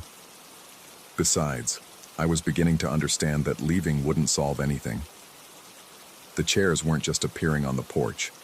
They were appearing for me, because of me, in response to some need or desire I couldn't articulate but definitely felt. They were mine now, as much as I was theirs. That afternoon I researched Helen Mackenzie online, digging through obituaries and local newspaper archives. She had lived in the cottage for 43 years, ever since her husband died in a car accident in 1981. She'd been a music teacher, according to her obituary, known for her work with children's choirs and her collection of antique furniture. One article from 1987 mentioned her in passing, describing how she had been found wandering the woods behind her cottage in her nightgown, claiming to be conducting the chairs, and insisting that she needed to keep them in harmony. The reporter had attributed her behavior to grief and isolation, suggesting that living alone for so many years had taken a toll on her mental health. But I knew better now. Helen hadn't been losing her mind. She'd been losing her battle. Whatever force or entity had claimed the cottage had been working on her for years, drawing her deeper into its influence through the nightly concerts of multiplying chairs. She'd understood what they wanted, had tried to give it to them, had finally surrendered completely to their wooden demands. The thought should have sent me running, but instead it brought an odd sort of relief.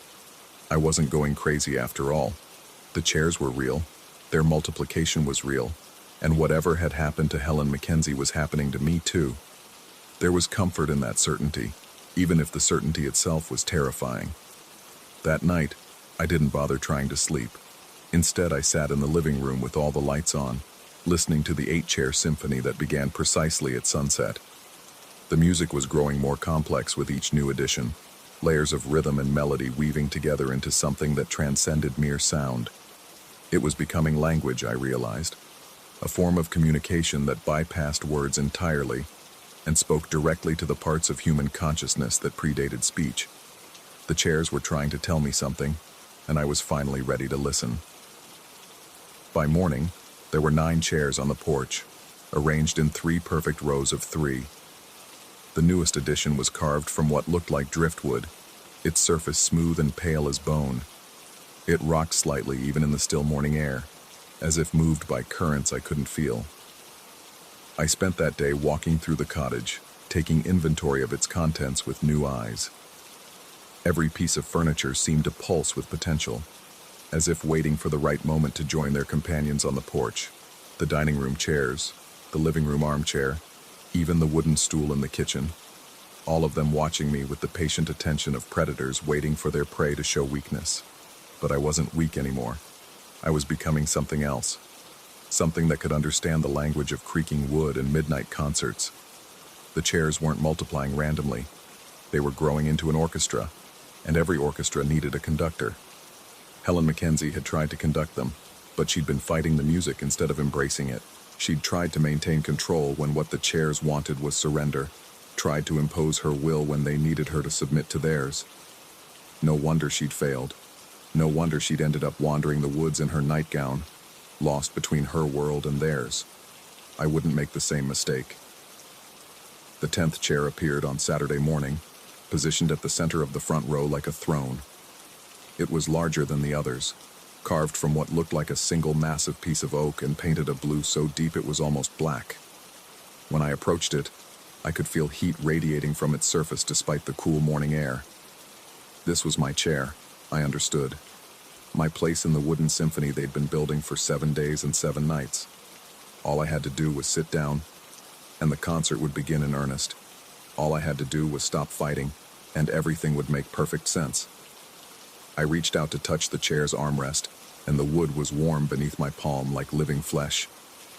The heat spread up my arm and into my chest, filling me with a contentment I hadn't felt since childhood. This was what I'd been searching for without knowing it.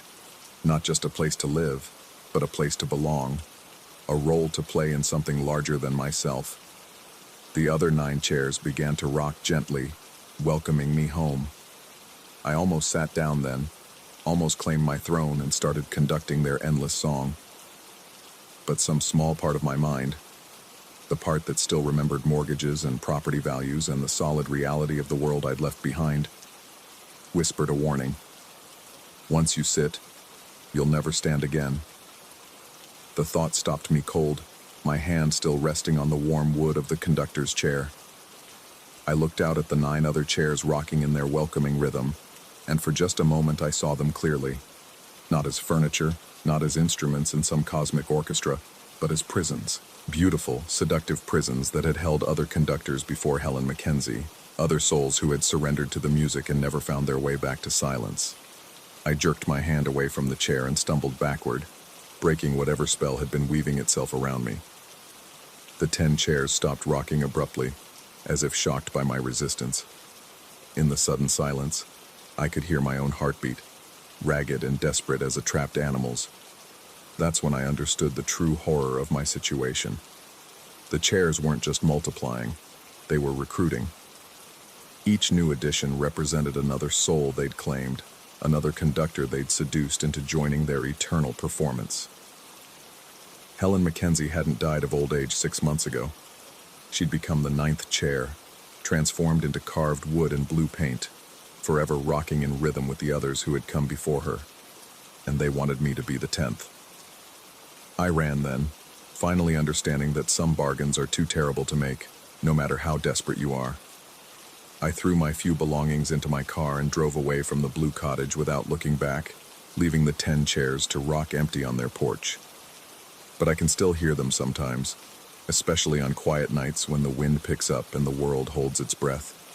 10 chairs rocking in perfect harmony, playing their backward lullaby and waiting for the next conductor to claim the throne they've prepared. I've moved 3 times since leaving the cottage, but the sound follows me everywhere. Sometimes I catch myself humming their song, tapping out their rhythm on steering wheels and tabletops. Sometimes I wake in the middle of the night with the taste of blue paint in my mouth and the feel of warm wood beneath my palms. The realtor who handled the cottage after I left told me it sold quickly to a middle-aged woman from Albany. She'd fallen in love with the furnished porch, apparently, especially the 10 antique rocking chairs that came with the property. The price was so low it felt like theft, she'd said. I tried to warn her, tried to explain about the midnight concerts and the chairs that multiplied like cancer. But she thought I was trying to scare off the competition, trying to claim the cottage for myself.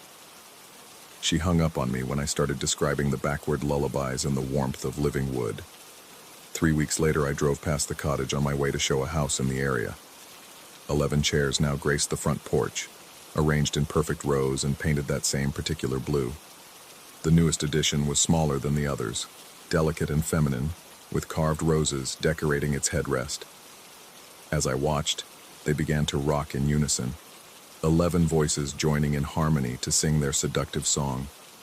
And somewhere in that wooden choir, I could swear I heard a woman's voice humming along, conducting from within, just as Helen Mackenzie had done, just as they all did once they claimed their rightful place in the endless performance. The cottage is still there, still painted the color of morning bruises, still collecting conductors for its growing orchestra. And on quiet nights when the wind is just right, you can hear them playing their backward lullabies, rocking in perfect rhythm as they wait for the next desperate soul to stumble across their threshold. The chairs are patient, they have all the time in the world, and they're always looking for new musicians to join their band.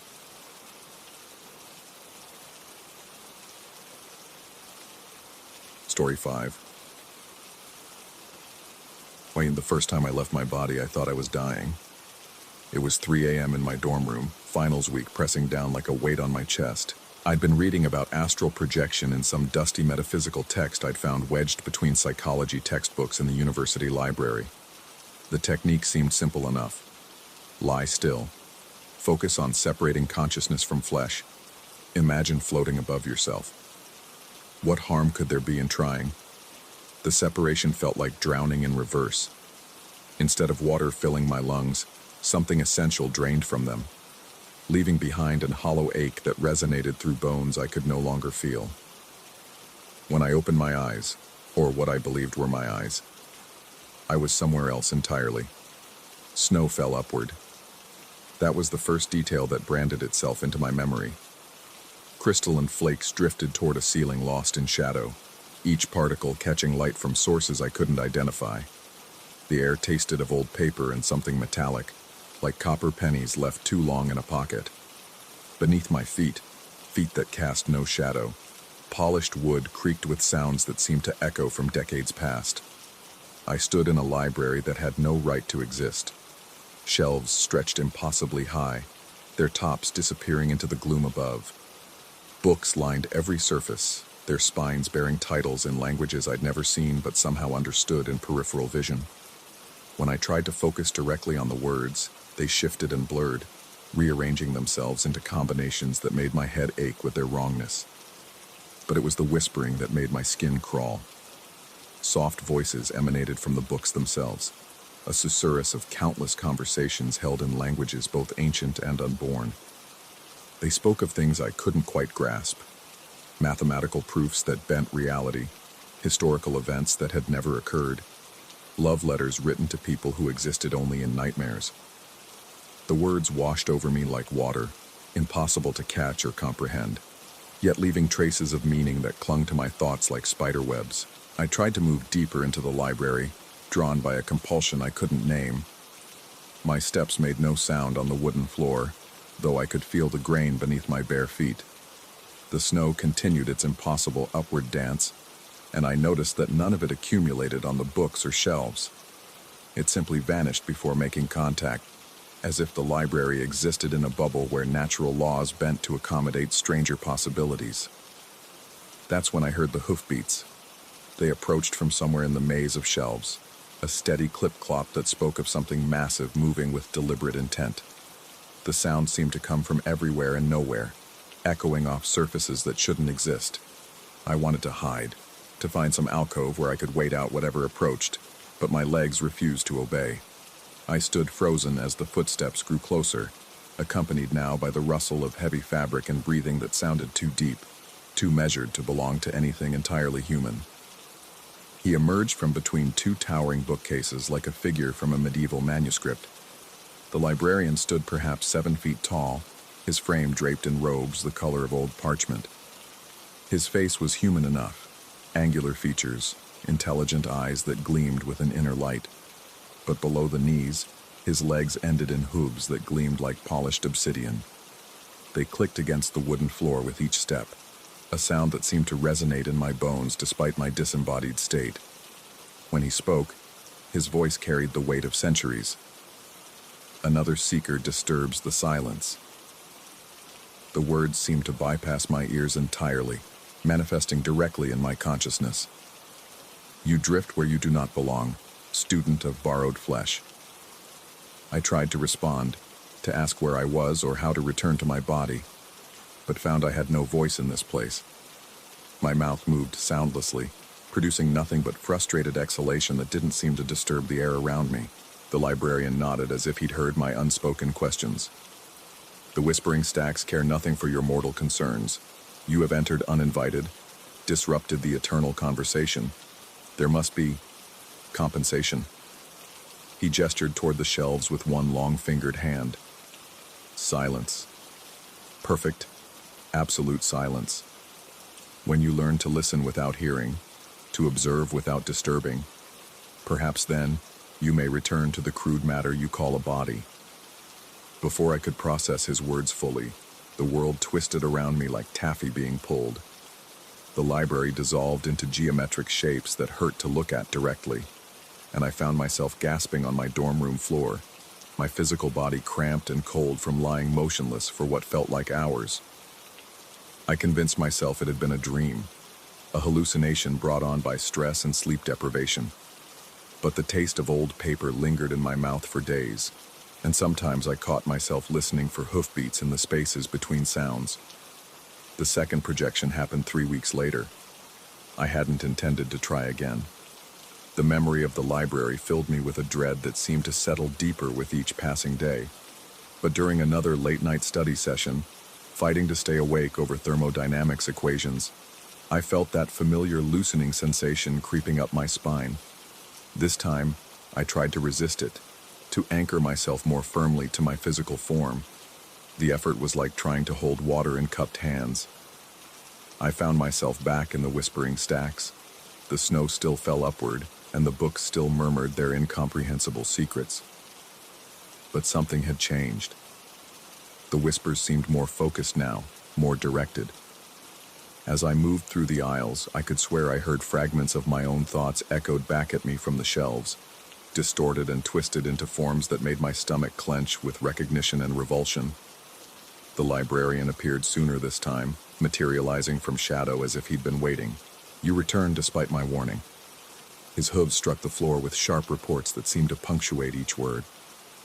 The stacks remember your disturbance. They hunger for the silence you owe.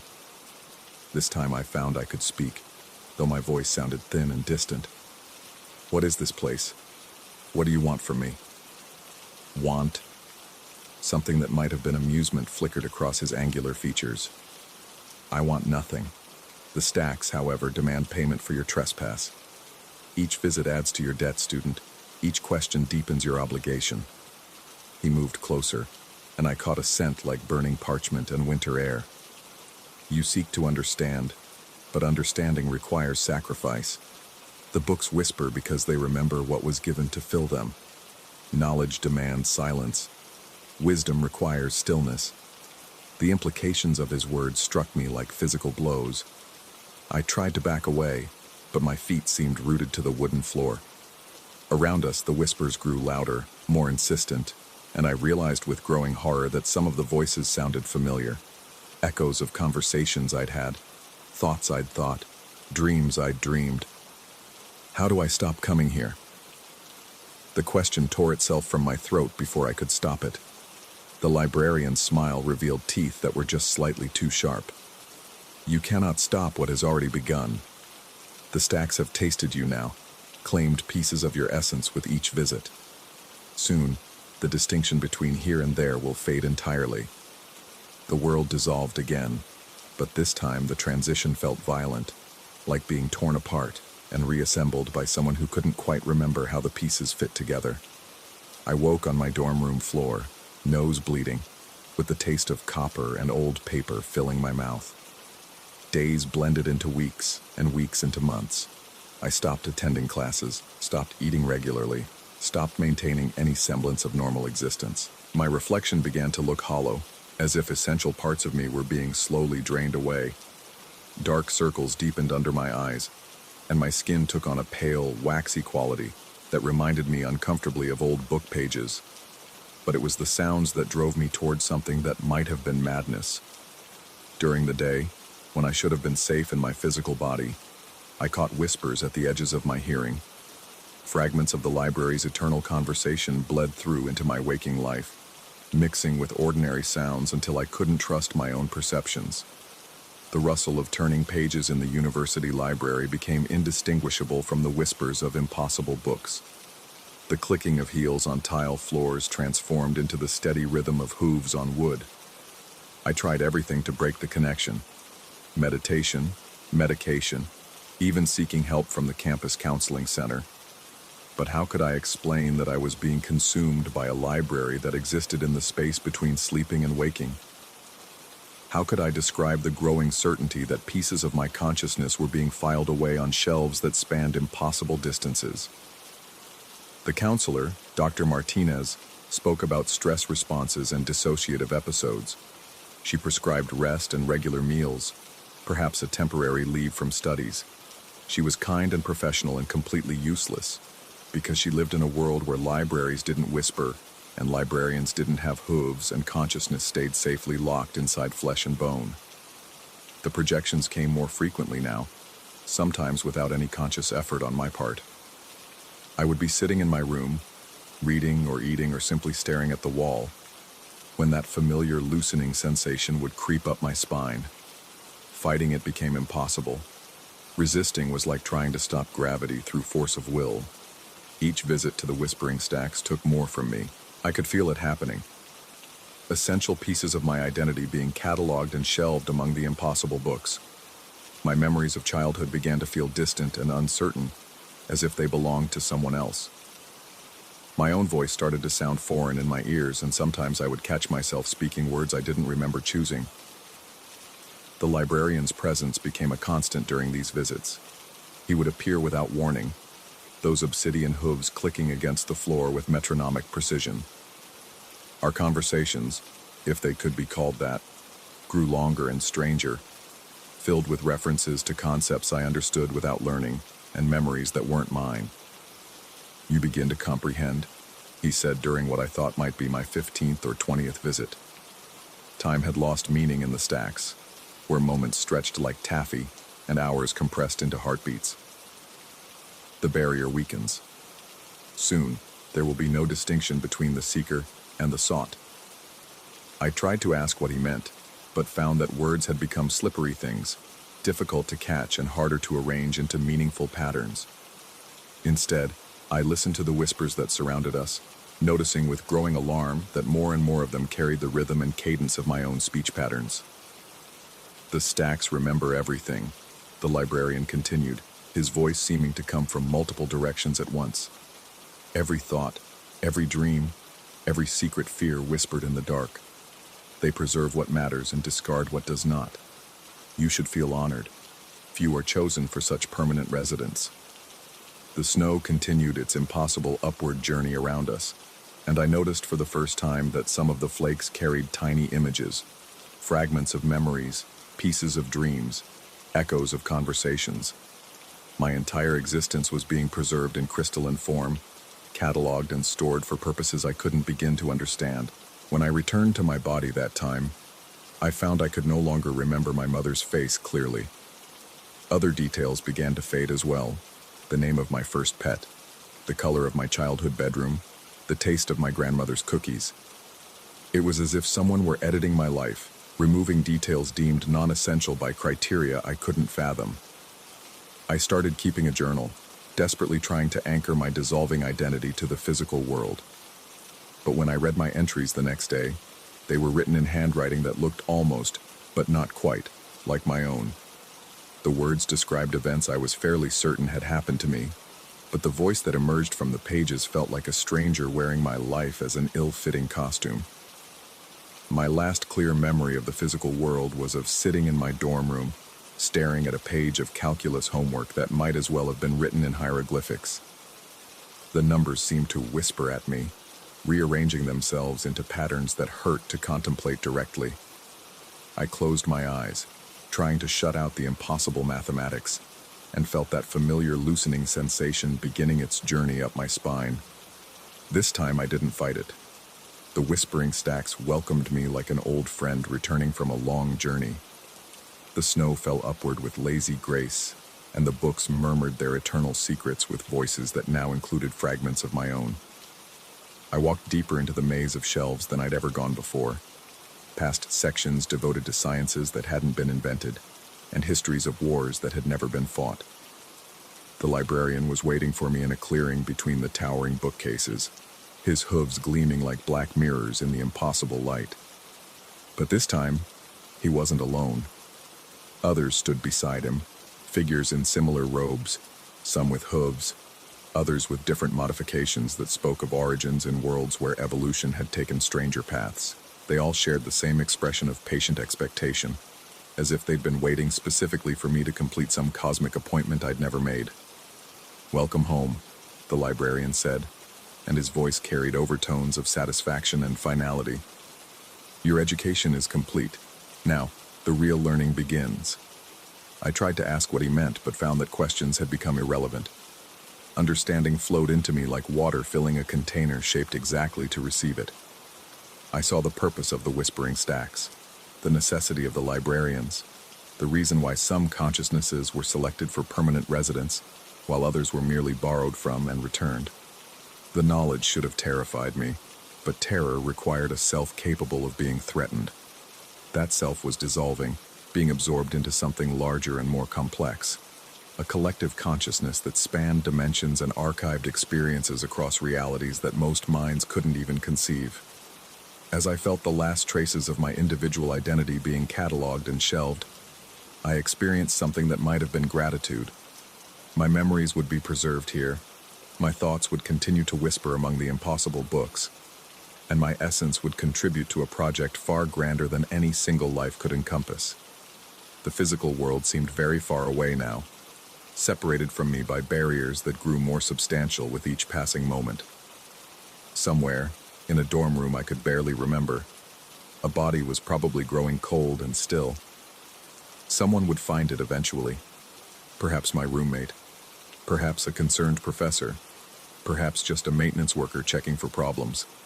They would call it a medical emergency, maybe a stroke or an aneurysm. Young, healthy college students sometimes simply died for no apparent reason after all. The autopsy would find nothing unusual, just a brain that had stopped functioning for causes that defied medical explanation. But I knew better now.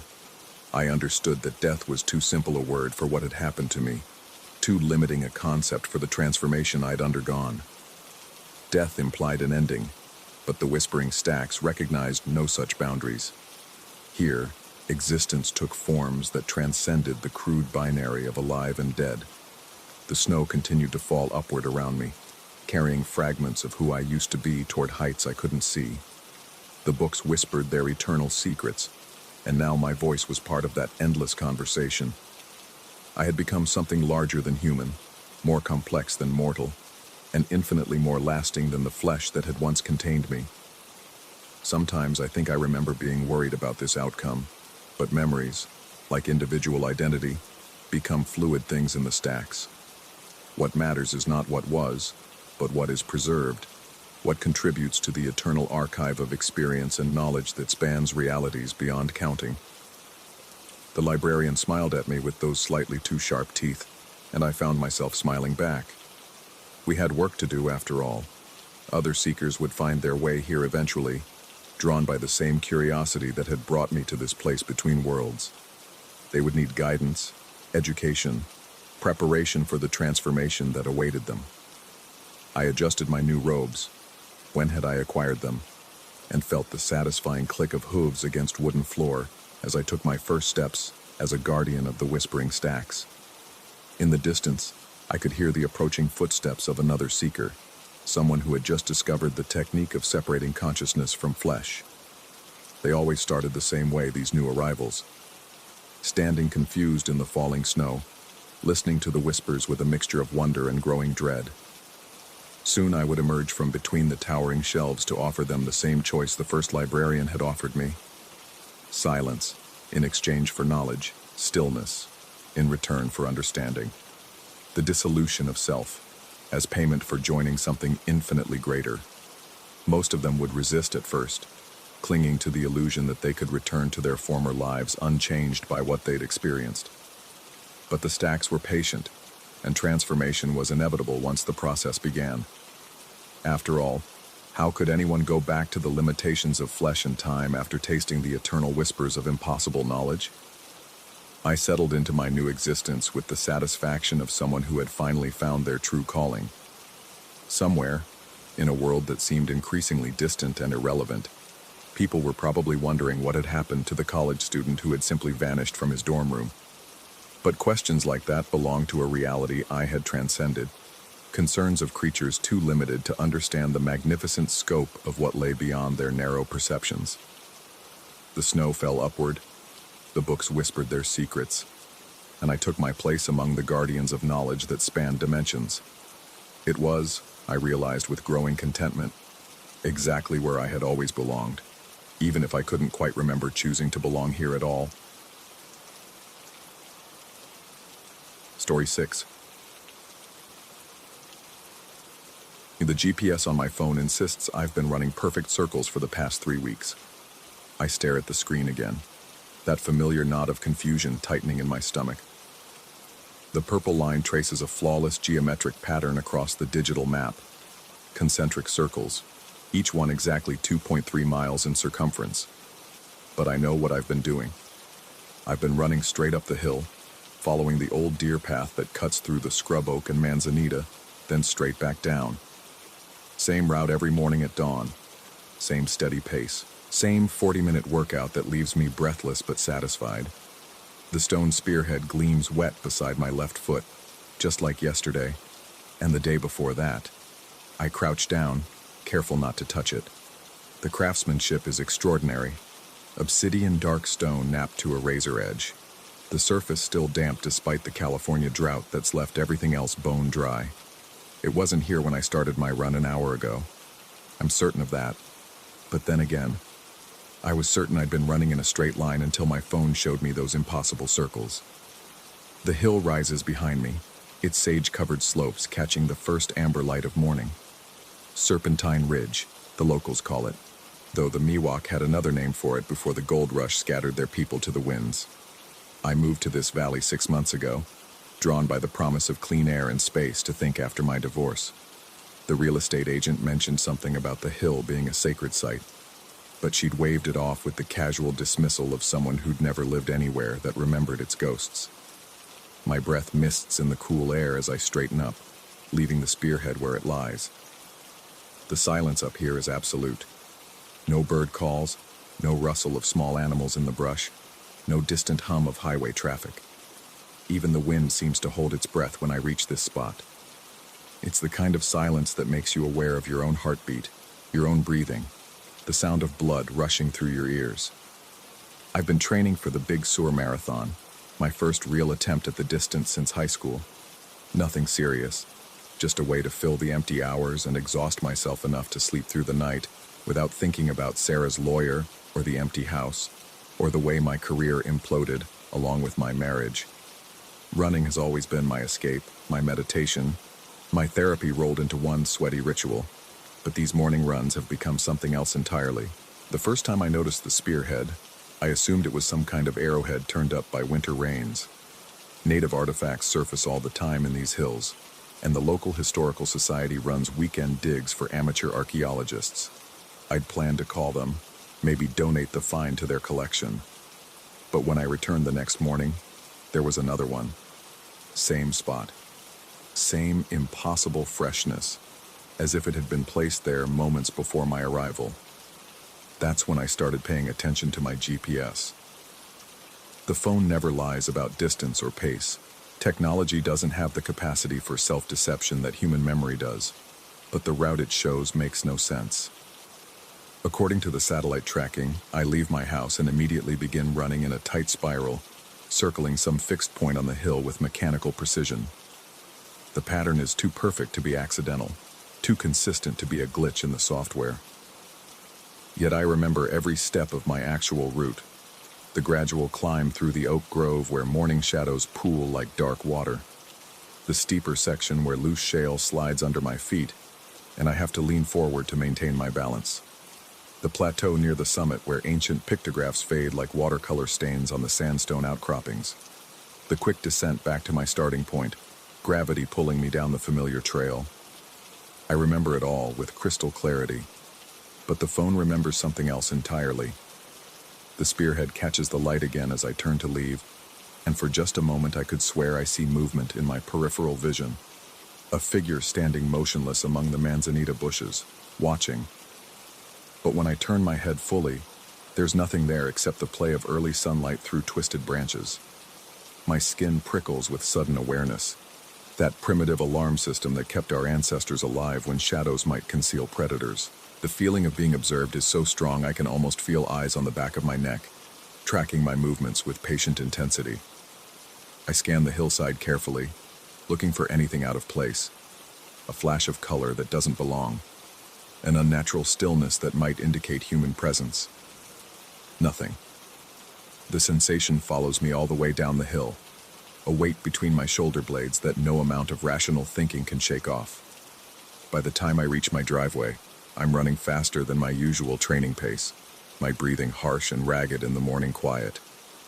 At home, I shower and make coffee with hands that shake slightly as I measure the grounds. The normalcy of domestic routine should calm me, but instead I find myself checking and rechecking the door locks, peering out windows at the empty street. The hill looms beyond the valley, its familiar silhouette somehow ominous in the growing daylight. I spend the day researching Serpentine Ridge online, diving deep into local history forums and university archaeological databases. What I find makes my morning unease crystallize into something sharper and more defined.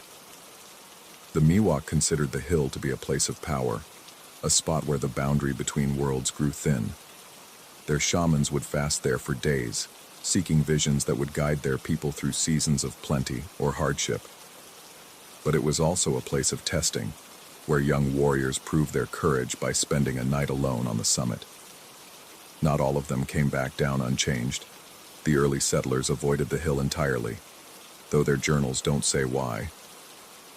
Just vague references to unnatural occurrences and warnings passed down from the surviving Miwok families. It wasn't until the gold rush brought desperate men with no respect for indigenous wisdom that anyone tried to build there. 3 different mining claims were filed and abandoned between 1851 and 1854.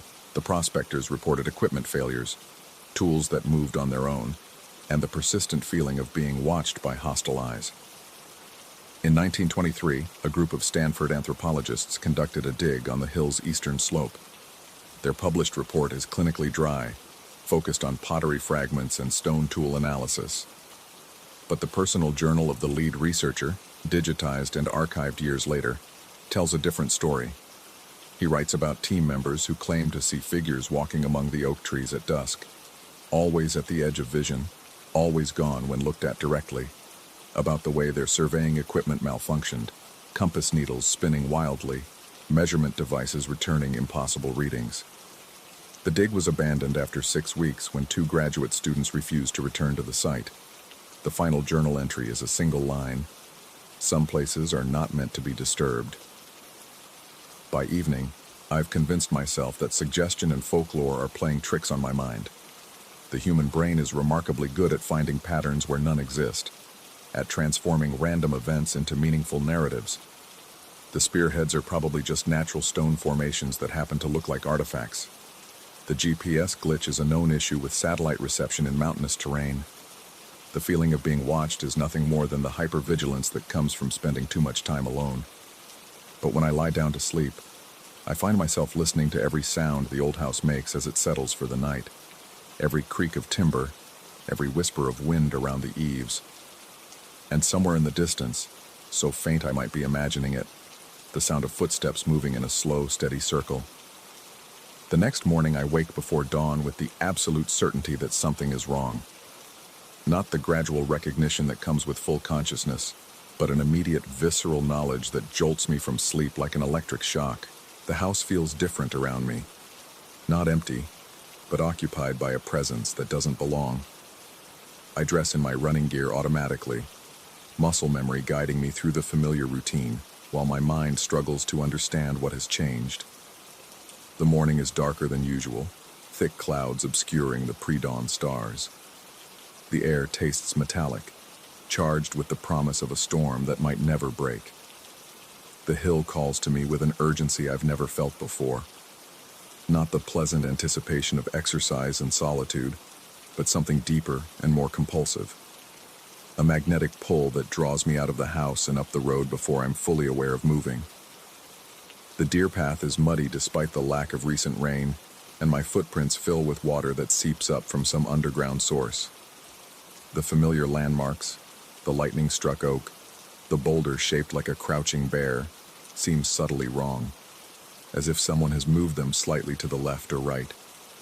The distance feels compressed, time folding in on itself so that I reach the summit with no clear memory of the climb. There are 7 spearheads waiting for me this time, arranged in a perfect circle around the spot where I always stop to catch my breath. Each one is flawless, recently made, beaded with moisture that reflects the gray sky like tiny mirrors. They weren't there yesterday. I would have noticed a display this elaborate, this deliberate. I stand in the center of the circle, slowly turning to take in the full pattern. The craftsmanship is extraordinary, each point carved with symbols I don't recognize but somehow understand. They speak of boundaries and warnings, of ancient agreements that should not be broken, of consequences for those who trespass on sacred ground without permission or proper preparation. The feeling of being watched intensifies until it becomes almost unbearable. Not the casual observation of a curious animal, but the focused attention of something intelligent and deeply offended by my presence. I can feel its gaze like heat on my skin, like pressure in my inner ear. When I turn slowly in place, trying to locate the source, shadows seem to shift and flow at the edges of my vision. My phone buzzes with an incoming text, the sound shockingly loud in the absolute silence. The message is from an unknown number, just GPS coordinates that match my exact location. Below that, a single word: why? I look up from the screen to find that the landscape has changed around me. The familiar oak grove has been replaced by unfamiliar terrain, older trees with bark like scarred skin, rock formations that jut from the earth like broken bones. The morning light has a quality I've never seen before, yellow-green and sickly, as if filtered through something organic and dying. But when I check my GPS, the purple line shows the same perfect circle it always has. According to the satellite, I'm exactly where I've always been, following the same route I've traced every morning for weeks. The disconnect between what I see and what the technology records makes my head swim with vertigo. I start running, not the controlled pace of my usual workout, but a panicked sprint down what I hope is the familiar path home. The ground beneath my feet feels unstable, yielding in ways that dirt and stone should not. Behind me, I can hear the sound of pursuit. Not footsteps, but something more fundamental, like the earth itself rearranging in my wake. Branches that weren't there moments ago reach out to snag my clothes and scratch my arms. Roots emerge from the trail to trip me, sending me stumbling forward with barely controlled momentum. The air grows thicker with each breath, as if I'm running through honey instead of atmosphere. When I finally break free of the tree line, my house sits exactly where it should be, normal and welcoming in the ordinary morning light. The sensation of pursuit cuts off abruptly, leaving me gasping and shaking on my own front lawn. Birds sing in the distance. A neighbor's dog barks. Traffic hums from the main road. Everything is exactly as it should be, except for the 7 obsidian spearheads I find clutched in my right hand, their edges sharp enough to draw blood from my palm without my noticing. I spend the rest of the day trying to convince myself that stress and isolation have finally caught up with me, that months of upheaval and change have pushed my mind past its breaking point into territory where hallucination feels more real than reality. The spearheads sit on my kitchen table like accusations, their impossible presence mocking every rational explanation I can construct. But when darkness falls and I try to sleep, I can hear them calling to me, not with sound but with something deeper than hearing, a resonance that vibrates in my bones and pulls at something essential in my chest. The hill wants me back. Whatever I've awakened or disturbed or trespassed against isn't finished with me yet. And the terrible truth I can't quite bring myself to acknowledge is that part of me wants to answer that call. Part of me has been changed by these morning encounters, shaped by exposure to something beyond the mundane world I thought I understood. The runner who started training on Serpentine Ridge 6 weeks ago no longer exists. In his place stands someone else. Someone marked by contact with forces that predate human civilization by millennia. Tomorrow morning, I know I'll run again. The GPS will trace its perfect circles while I experience something else entirely.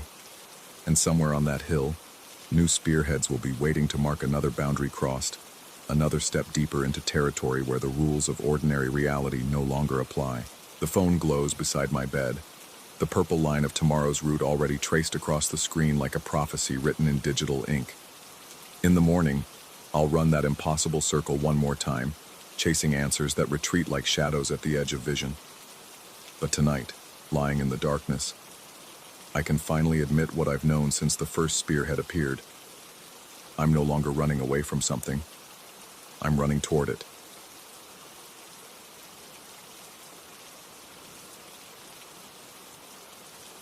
Story 7.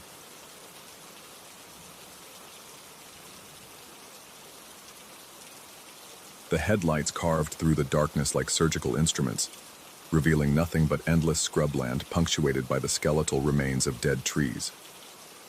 Marcus gripped the steering wheel tighter as our rental car bounced over another pothole, the camera equipment in the back rattling like bones in a coffin.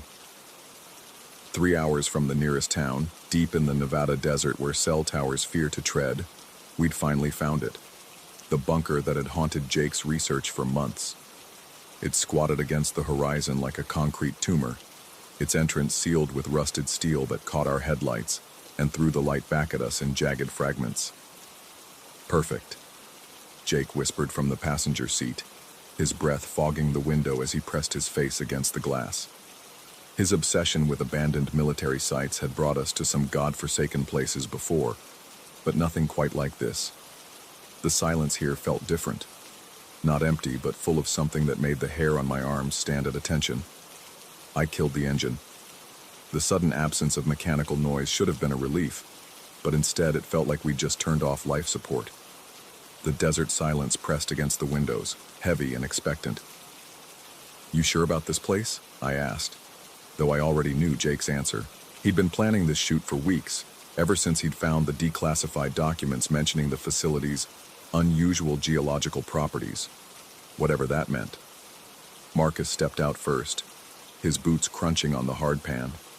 He was already assembling his drone, fingers moving with practiced efficiency despite the darkness.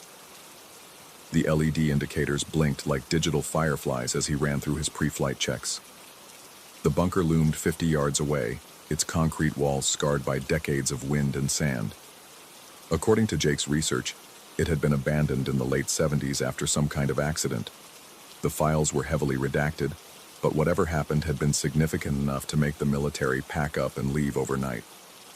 I stepped out into the desert air, immediately struck by how still everything was. No wind, no insects, no distant highway hum. Just us in the bunker and the vast emptiness that seemed to press in from all sides. The temperature had dropped at least 20 degrees since sunset, but the cold felt wrong somehow. Not the clean cold of mountain air, but something that seemed to seep up from the ground itself. "First shot in 5, Marcus called out, his voice unnaturally loud in the stillness. The drone's rotors began their familiar whine, a sound that should have been comforting in its normalcy, but instead felt like an intrusion, as if we were disturbing something that preferred to remain undisturbed. Jake was already setting up his ground-based equipment, tripods emerging from cases like mechanical spiders. His movements were quick, almost frantic, driven by the kind of excitement that only came when he sensed he was onto something special. I'd seen that look before, usually right before we stumbled into situations that made me question why I'd ever agreed to these midnight expeditions. The drone lifted off with a soft electric hum, its lights tracing geometric patterns against the star-studded sky. Marcus guided it toward the bunker with the fluid movements of someone who'd spent years mastering the dance between technology and art. Through his controller's screen, we watched the bunker resolve into sharp detail. Concrete walls thick enough to withstand a nuclear blast, ventilation shafts that disappeared into darkness, and something else. "Hold it right there," Jake said, squinting at the screen. "You see that?" Marcus froze the drone's position. In the infrared display, strange patterns emerged from the ground around the bunker's base. Not quite geometric, not quite organic, like someone had carved flowing script into the desert floor in a language that predated human speech. "Just sand patterns," I said, though even as the words left my mouth I didn't believe them. The formations were too deliberate, too purposeful. They radiated outward from the bunker in concentric rings, as if the structure itself was the center of some vast invisible mandala. "Take the shot," Jake urged, his camera already firing rapid bursts from his position near our car. The drone's camera clicked once, a sound barely audible over the electric whine of its rotors. In that instant, I felt something shift. Not visually, not audibly, but in some deeper sense that made my stomach clench with primitive alarm. "Did you feel that?" I asked, but neither of them seemed to have noticed anything unusual. They were both absorbed in their work, Jake adjusting his camera settings while Marcus maneuvered the drone for a different angle. I turned back toward our car and stopped dead. There, where smooth desert floor had been just moments before, a low ridge of stones emerged from the sand like a partially submerged spine. The formation ran roughly parallel to our vehicle, maybe 3 feet away from the rear bumper. "Guys," I called out, my voice sounding strange in my own ears. "Look at this." But they were setting up for another shot, and my words seemed to dissolve into the desert air without reaching them. I walked closer to the stone ridge, kneeling to examine it more closely. The rocks weren't scattered randomly. They were fitted together with the precision of ancient masonry, each piece shaped to interlock with its neighbors in ways that spoke of intelligence and purpose. The drone's camera clicked again. This time I definitely felt the shift. A subtle tremor that seemed to originate not from the ground beneath my feet, but from somewhere much deeper. The stone ridge had grown, extending several more feet in both directions. More disturbing, a second ridge was emerging on the opposite side of the car, creating the beginning of what looked like a narrow corridor. "Marcus, bring the drone back," I said, louder this time. But he was absorbed in his viewfinder, making minute adjustments to the aircraft's position. "Just a couple more shots," he called back. "The lighting is perfect." The lighting. I looked up at the moon, which had been a thin crescent when we'd arrived. Now it seemed fuller, casting stronger shadows that made the desert floor look like a patchwork of light and dark. But that was impossible. The moon didn't change phases in the span of an hour. Another click from the drone's camera. Another subtle tremor.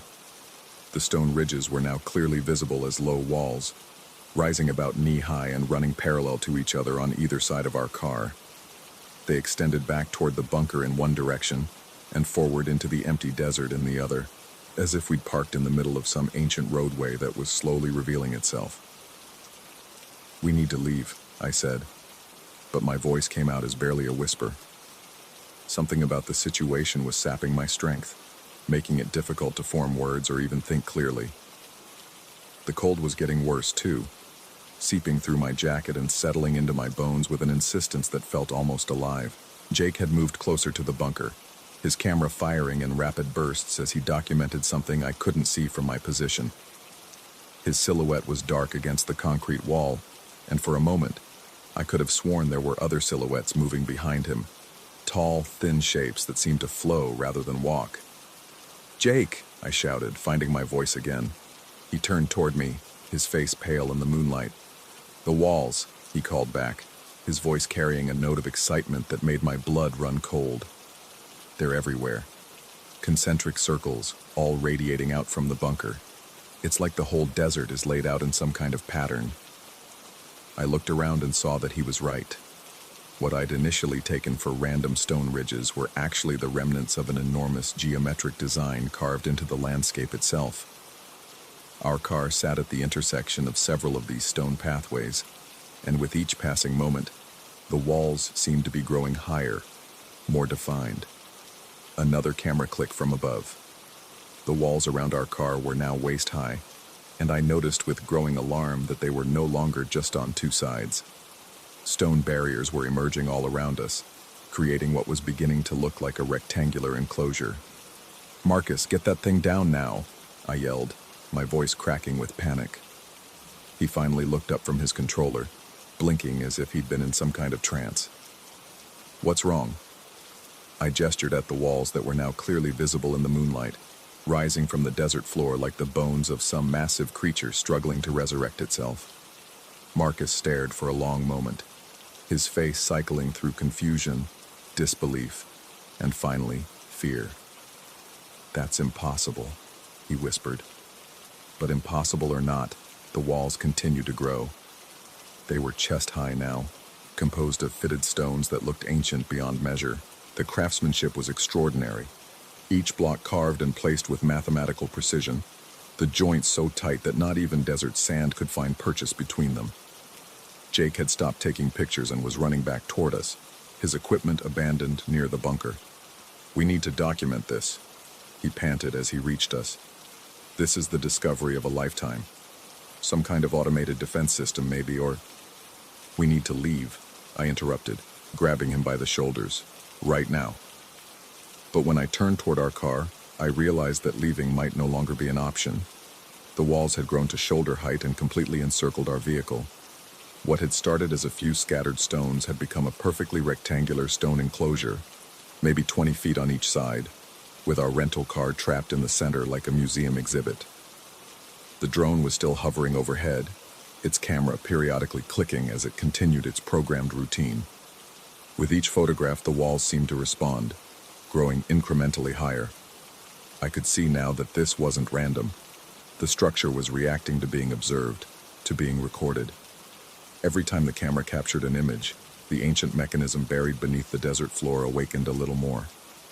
"Turn it off," I told Marcus, my voice tight with barely controlled panic. "Turn everything off." He fumbled with the controller, but his hands were shaking so badly he could barely work the controls. The drone continued its slow orbit above us, its LED lights tracing patterns against the stars. The walls were now taller than any of us, rising 7 or 8 feet from the desert floor. But they weren't just rising, they were also moving inward, the rectangular space gradually contracting. At the current rate, we had maybe an hour before the walls reached the car itself. "This isn't possible," Marcus kept repeating, his voice getting higher with each iteration. "Stone doesn't grow, rock doesn't move like this," but the evidence was all around us, undeniable and increasingly claustrophobic. The walls continued their slow, inexorable advance, driven by some mechanism that predated our understanding of physics or engineering. I pressed my back against the car's hood and tried to think rationally. The bunker, the declassified documents, the unusual geological properties, whatever experiments had been conducted here decades ago, they'd left something behind. Something that responded to observation, to the act of recording. The drone's battery finally died, and the aircraft settled gently onto the car's roof with a soft metallic thunk. In the sudden absence of its electric whine, the desert silence rushed back in like a tide. But it wasn't empty silence anymore. There were sounds now, subtle but unmistakable. The whisper of sand shifting against stone, the almost inaudible groan of rock under tremendous pressure, and underneath it all, something that might have been breathing, if breath could come from the earth itself. "Look at the stars," Jake whispered. I tilted my head back and felt my knees nearly buckle. The constellation patterns were wrong, not dramatically, but subtly, as if someone had taken the familiar star map and shifted everything just slightly to the left. The North Star wasn't where it should be. The Big Dipper looked like it had been stirred with a cosmic spoon. Either the entire universe had shifted around us, or we were no longer quite where we'd started.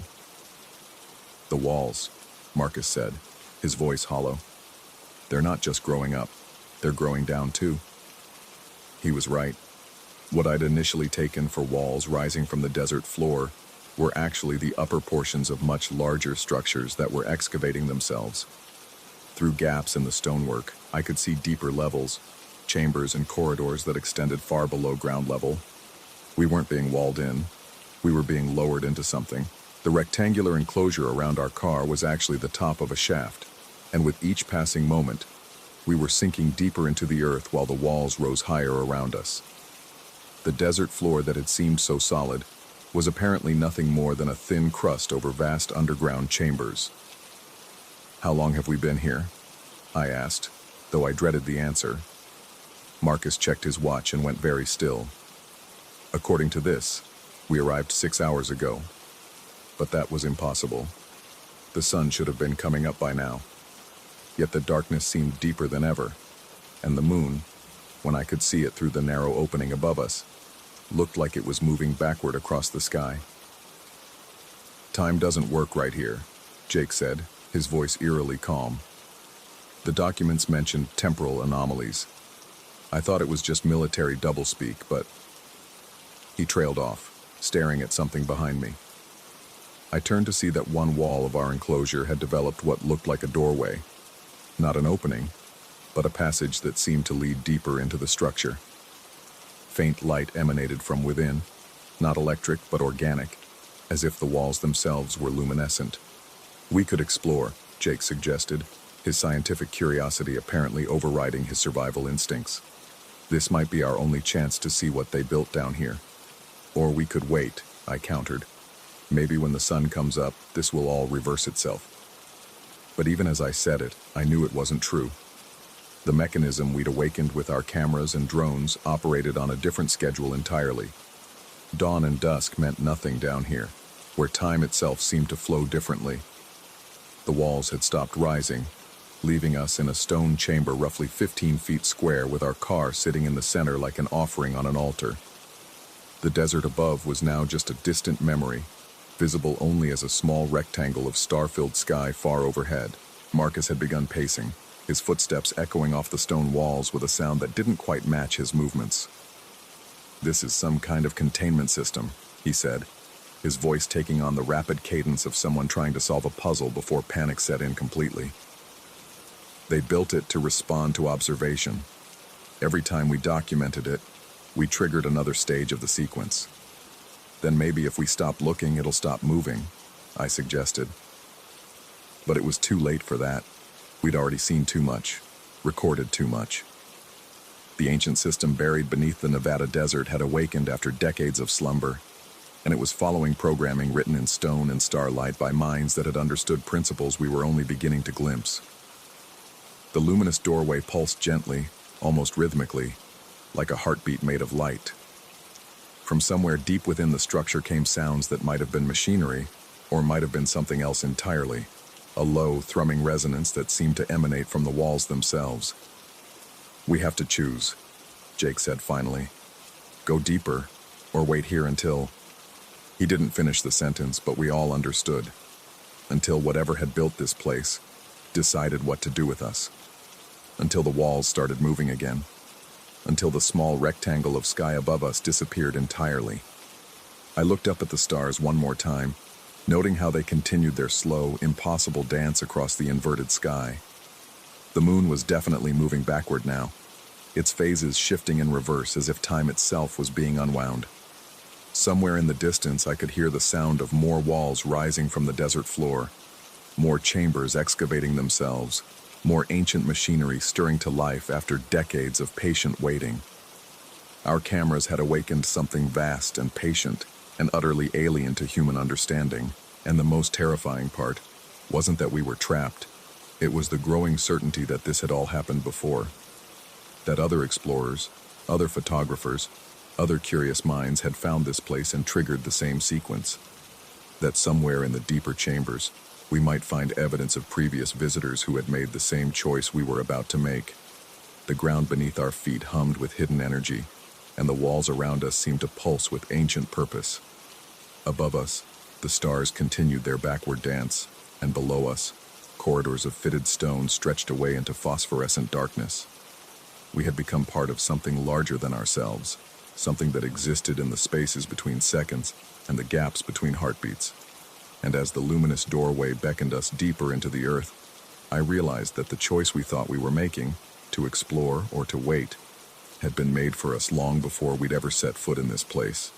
The ground remembers everything, and now, whether we wanted to or not, we were going to help it remember us too. Story 8. The salt air carried more than ocean spray that night. It carried something else, something that made my skin crawl even before I saw it. I should have known then, should have trusted that primal instinct that made my hands shake as I turned the key in the driftwood's front door. But I was just doing my job, closing up like I had every night for the past 3 years, following the same routine that had become as automatic as breathing. The driftwood sat on weathered pilings 20 feet above the churning Pacific, connected to shore by a narrow boardwalk that swayed with each gust of wind. During the day, tourists loved the sensation of dining over open water, watching waves crash against the rocks below through gaps between the deck planks. At night, though, the restaurant took on a different character entirely. The sounds became amplified.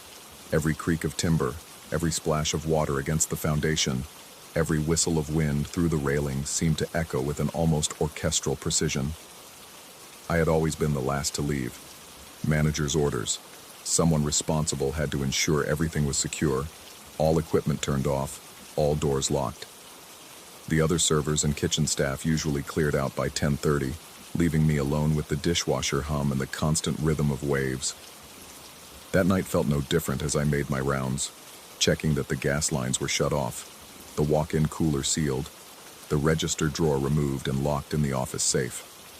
The floating terrace extended from the main dining room like an afterthought, a recent addition that the owner had installed to maximize seating during peak season. It was essentially a large platform suspended over the water by cables and pontoons, accessible through sliding glass doors that ran the length of the restaurant's ocean-facing wall. During service, those doors stayed open, allowing the sound and smell of the sea to permeate the dining experience. At night, I always made sure they were locked tight. Insurance requirements, the owner had explained, though he never specified against what. I was wiping down the last of the interior tables when I noticed them.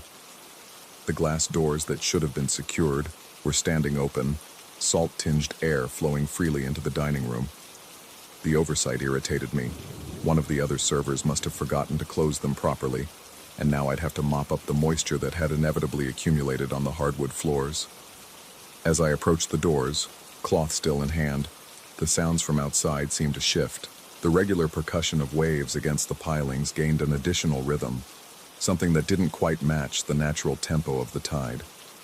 It was subtle at first, like a drummer slightly off-beat in an otherwise perfectly synchronized orchestra. I paused, listening, trying to identify the source of the discordance. That's when I saw it. On the floating terrace, partially obscured by the shadow cast by the restaurant's main structure, stood a figure. At first glance, it appeared to be a person, human in shape and size, though completely motionless despite the terrace's gentle swaying. But as my eyes adjusted to the interplay of moonlight and shadow, details that should have been there simply weren't. The figure cast no reflection in the glass doors beside me. I could see everything else clearly mirrored in the polished surface, the interior lights, my own form clutching the damp cloth, even the pattern of waves visible through the terrace planking. But where the figure stood, the reflection showed only empty space, as if nothing existed there at all. My rational mind immediately began crafting explanations. A trick of the light, perhaps, or some optical illusion created by the restaurant's positioning relative to the moon. Maybe condensation on the glass was distorting the reflection, or my eyes were simply tired after a long shift. But even as I constructed these reasonable possibilities, my body was responding to something deeper, more primal. My pulse quickened, and a cold sweat began forming despite the evening's warmth. I stepped closer to the glass, pressing my face against it to get a better view. The figure remained perfectly still, darker than the shadows around it, like a piece of night sky that had detached itself and taken human form. It appeared to be facing the restaurant, though I couldn't make out any features. No face, no clothing details, nothing that would identify it as definitively human rather than some elaborate scarecrow or decoration. But decorations don't breathe, and this thing was definitely breathing. I could see the slight expansion and contraction of its form, rhythmic and deliberate, matching the strange additional beat I'd been hearing in the waves below. It was as if the ocean itself was responding to the figure's presence, adjusting its natural rhythm to accommodate something that shouldn't exist. I tried calling out, thinking perhaps someone had wandered onto the terrace after hours, a confused tourist or vagrant seeking shelter. But my voice seemed to die in my throat, absorbed by the salt air before it could travel the few feet to where the figure stood. The sound simply vanished, leaving only the modified rhythm of water against wood. Minutes passed, though they felt like hours. The figure never moved, never acknowledged my presence, never gave any indication that it was aware of being observed. I found myself studying it with growing unease, noting how its form seemed to absorb light rather than reflect it, how the shadows around it appeared deeper and more substantial than they should have been. Eventually, my legs began to ache from standing motionless, and I realized I had been holding my breath for an uncomfortably long time.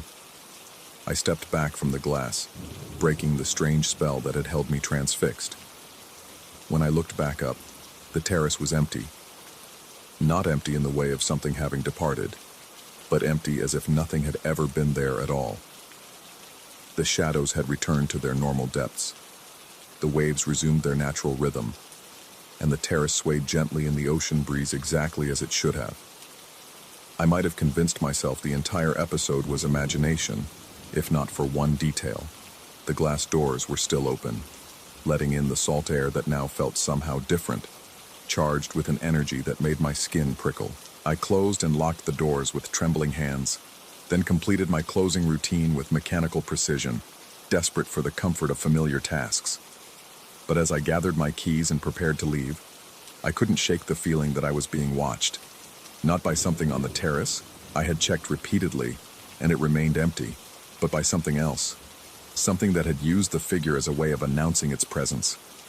The walk across the boardwalk to shore felt longer than usual, each footstep echoing off the water below with unusual clarity.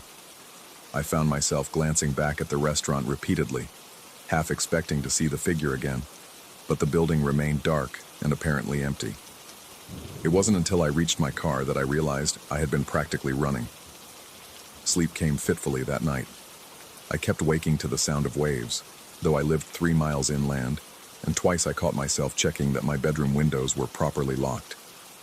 The rational part of my mind kept insisting that I had simply been tired, that the long shift and the play of shadows had created an optical illusion that my imagination had transformed into something more sinister. But a deeper part of me, the part that had existed long before civilization taught us to dismiss such primal fears, remained convinced that I had witnessed something genuinely wrong. The next morning brought no relief. I arrived at work early, hoping that daylight would dispel the previous night's unease. But the restaurant felt different somehow.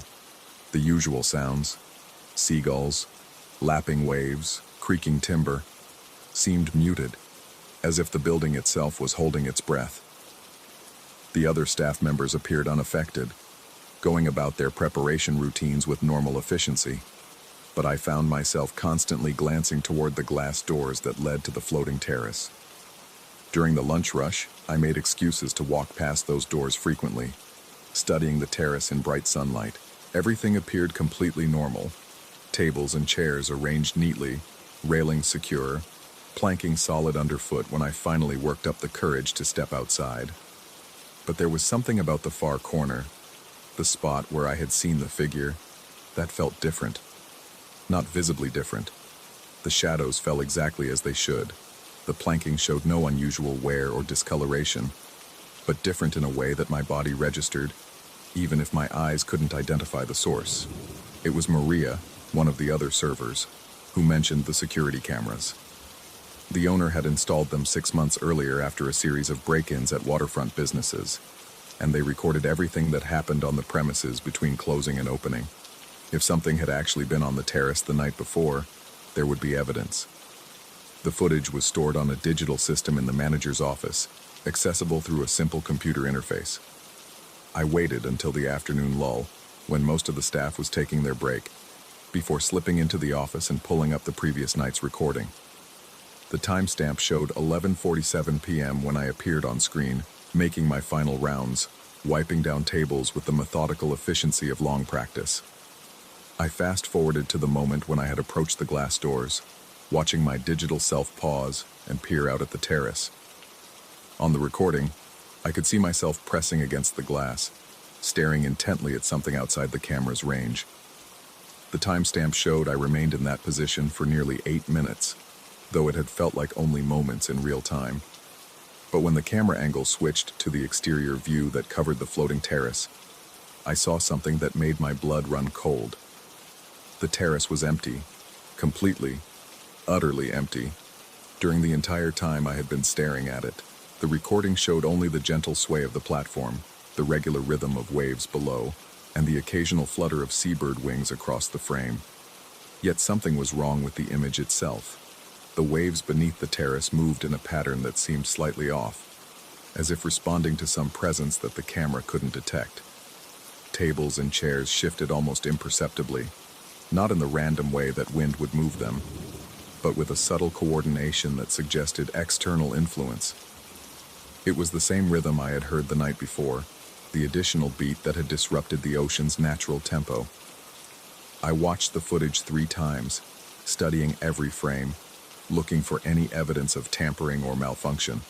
But the recording appeared genuine, the timestamp consistent, the image quality clear and undistorted. According to the camera, nothing had been on the terrace except the furniture and the shadows they cast in the moonlight. The implications were deeply disturbing. Either the recording equipment had somehow failed to capture something that was genuinely there, or I had experienced a hallucination so vivid and detailed that I had remained motionless for 8 minutes, staring at empty space, while convinced I was observing an intruder. Neither possibility offered much comfort. I closed the video file and returned to work, but the knowledge of what I had seen, or failed to see, gnawed at me throughout the rest of my shift. Customers seemed to sense my distraction, and I found myself making small errors that I hadn't made since my first week on the job. The manager noticed and suggested I take a long weekend, which under normal circumstances would have been welcome. But the thought of being away from the restaurant, of not knowing what might happen during my absence, filled me with the anxiety that I couldn't quite explain. That night, as closing time approached, I found myself both dreading and anticipating the ritual of locking up. Part of me hoped that whatever I had experienced was a one-time occurrence, an anomaly that wouldn't repeat itself. But another part, the part that had watched those waves move in impossible rhythm on the security footage, knew that I needed to see the terrace again, to confirm or deny what my eyes had reported. The other staff members left on schedule, calling out their usual good nights as they headed for the parking lot. I completed my closing checklist with extra care, double-checking every lock, every appliance, every safety procedure the owner had drilled into us during training. But as I approached the glass doors leading to the floating terrace, my hands began to shake again. The doors were closed this time, locked as they should have been. Through the glass, the terrace appeared exactly as it had in the security footage. Empty, peaceful, swaying gently in the ocean breeze. Moonlight cast familiar shadows across the planking, and waves lapped against the pontoons with their natural, unmodified rhythm. I stood there for several minutes, studying every corner of the platform, looking for any sign of the presence I had felt so strongly the night before. Everything appeared normal, almost aggressively normal, as if the terrace was trying too hard to convince me that nothing unusual had ever happened there. But as I prepared to turn away, satisfied that the previous night had indeed been some kind of hallucination or misperception, I noticed something that made my stomach clench with renewed fear. In the glass doors beside me, I could see my own reflection clearly. Tired face, rumpled uniform, keys clutched in one hand. I could see the interior of the restaurant behind me, the arrangement of tables and chairs, the soft glow of the emergency lighting. But I could also see something else. Standing behind my reflection, partially obscured by the angle of the glass, was another figure, not on the terrace this time, but inside the restaurant with me, close enough that I should have been able to hear its breathing, close enough to reach out and touch.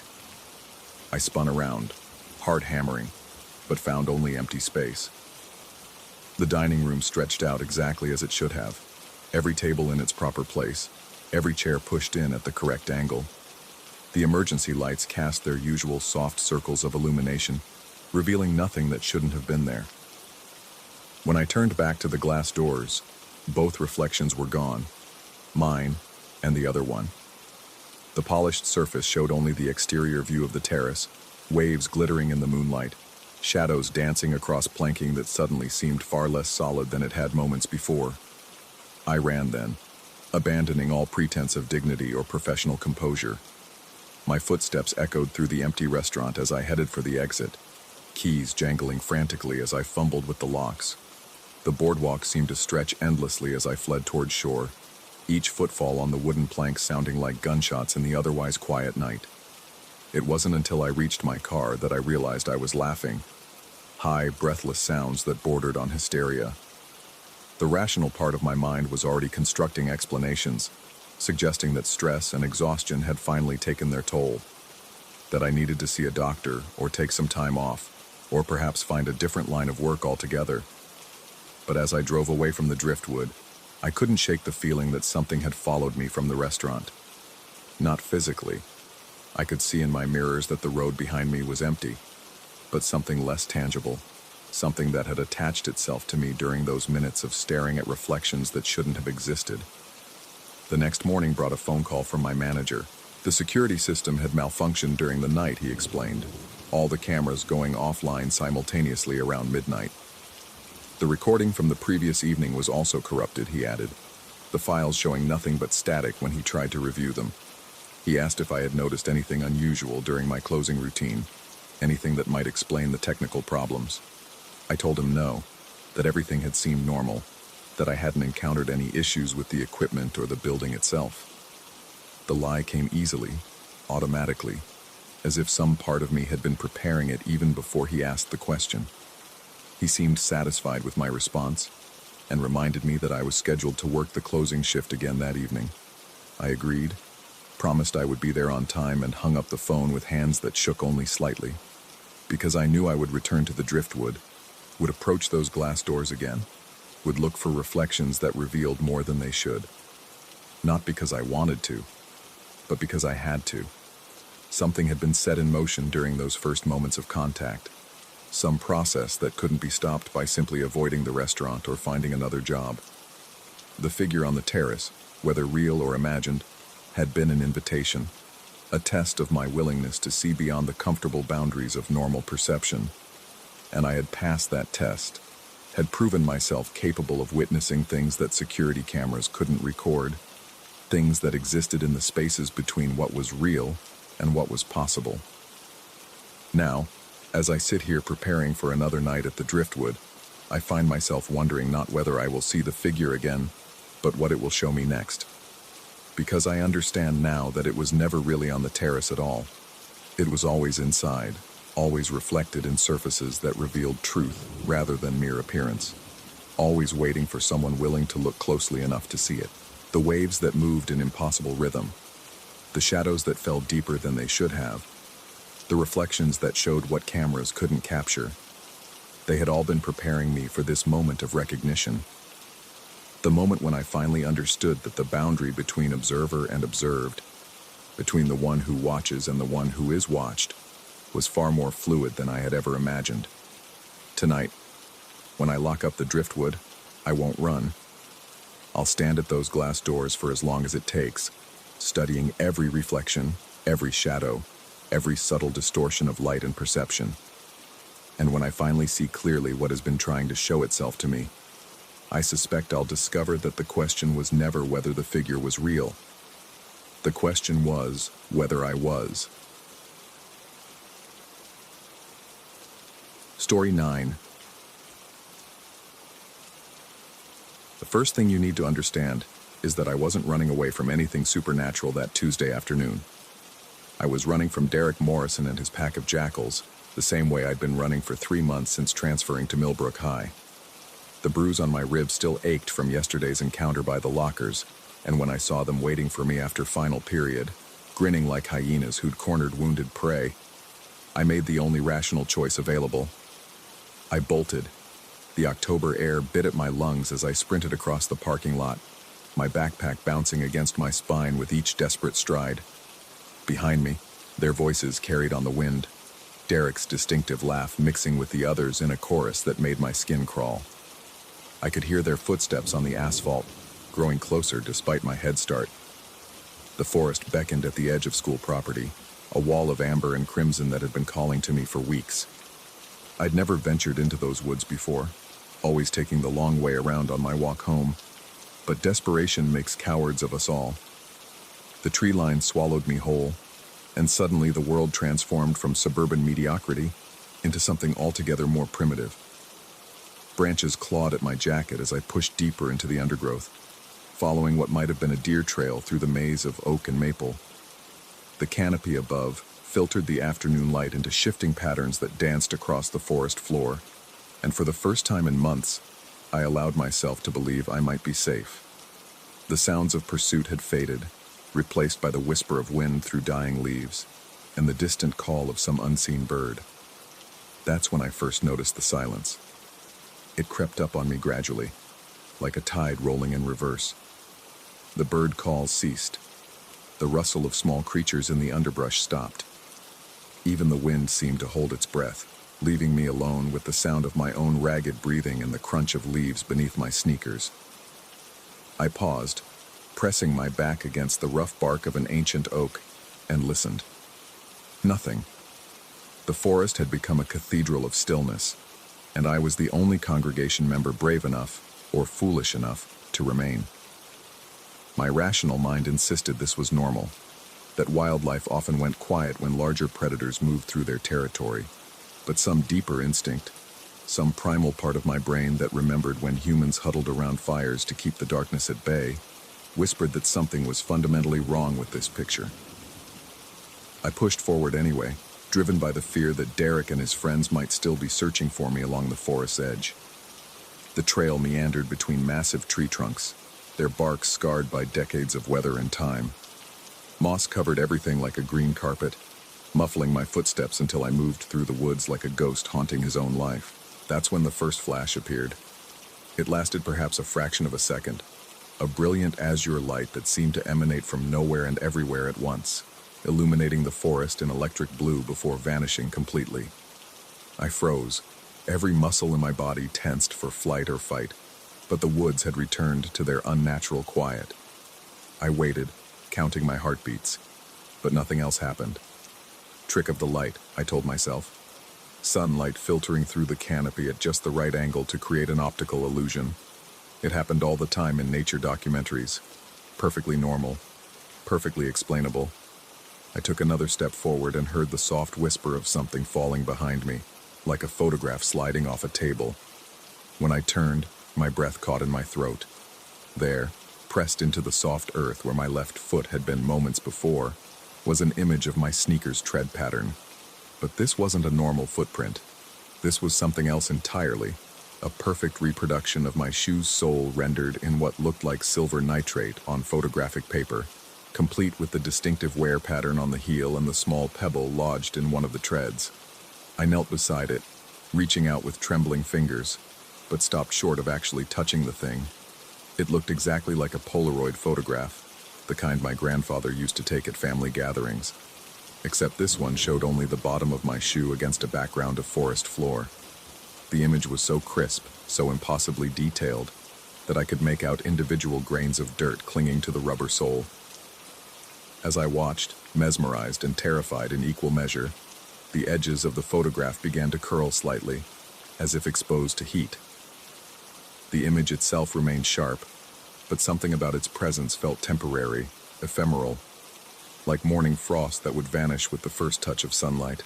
I stood on shaking legs and took several steps backward, my eyes never leaving the impossible thing on the ground. Another flash of blue light erupted around me, lasting just long enough for me to see my own shadow thrown in stark relief against the surrounding trees.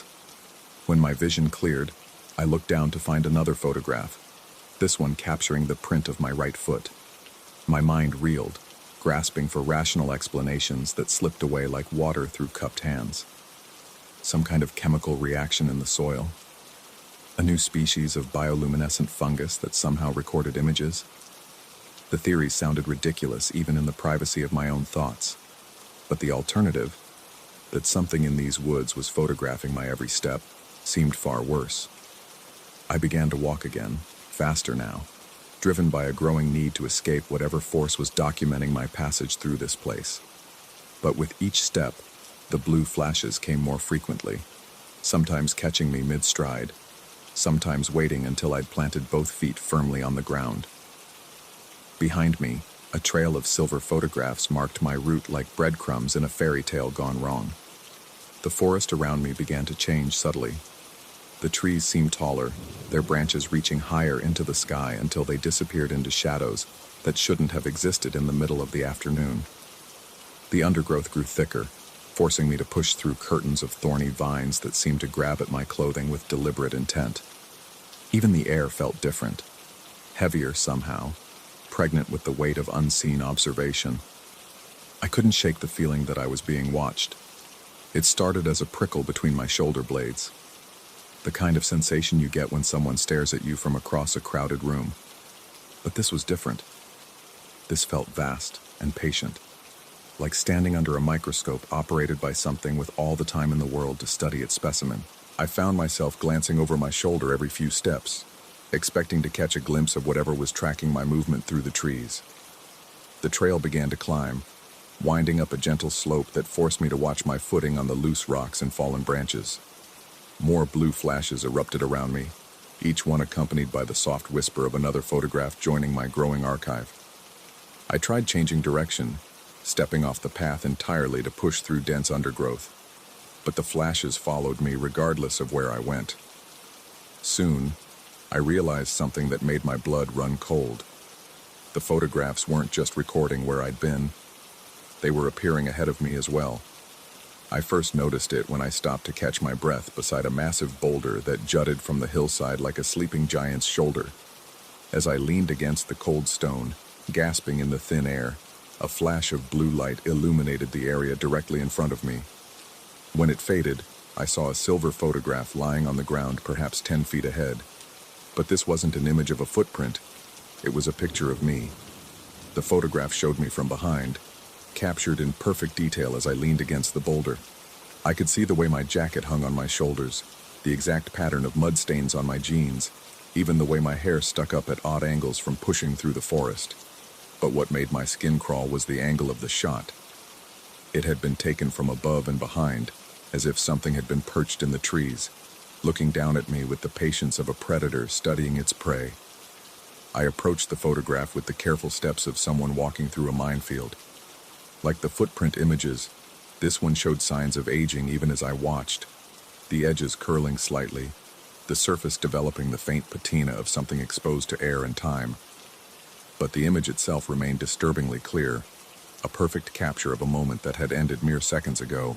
The rational part of my mind, the part that still clung to science class explanations and logical thinking, insisted there had to be a reasonable explanation. Maybe I was having some kind of breakdown brought on by months of constant stress and harassment. Maybe the isolation and fear had finally cracked something fundamental in my psyche, causing me to hallucinate elaborate scenarios that felt more real than reality itself.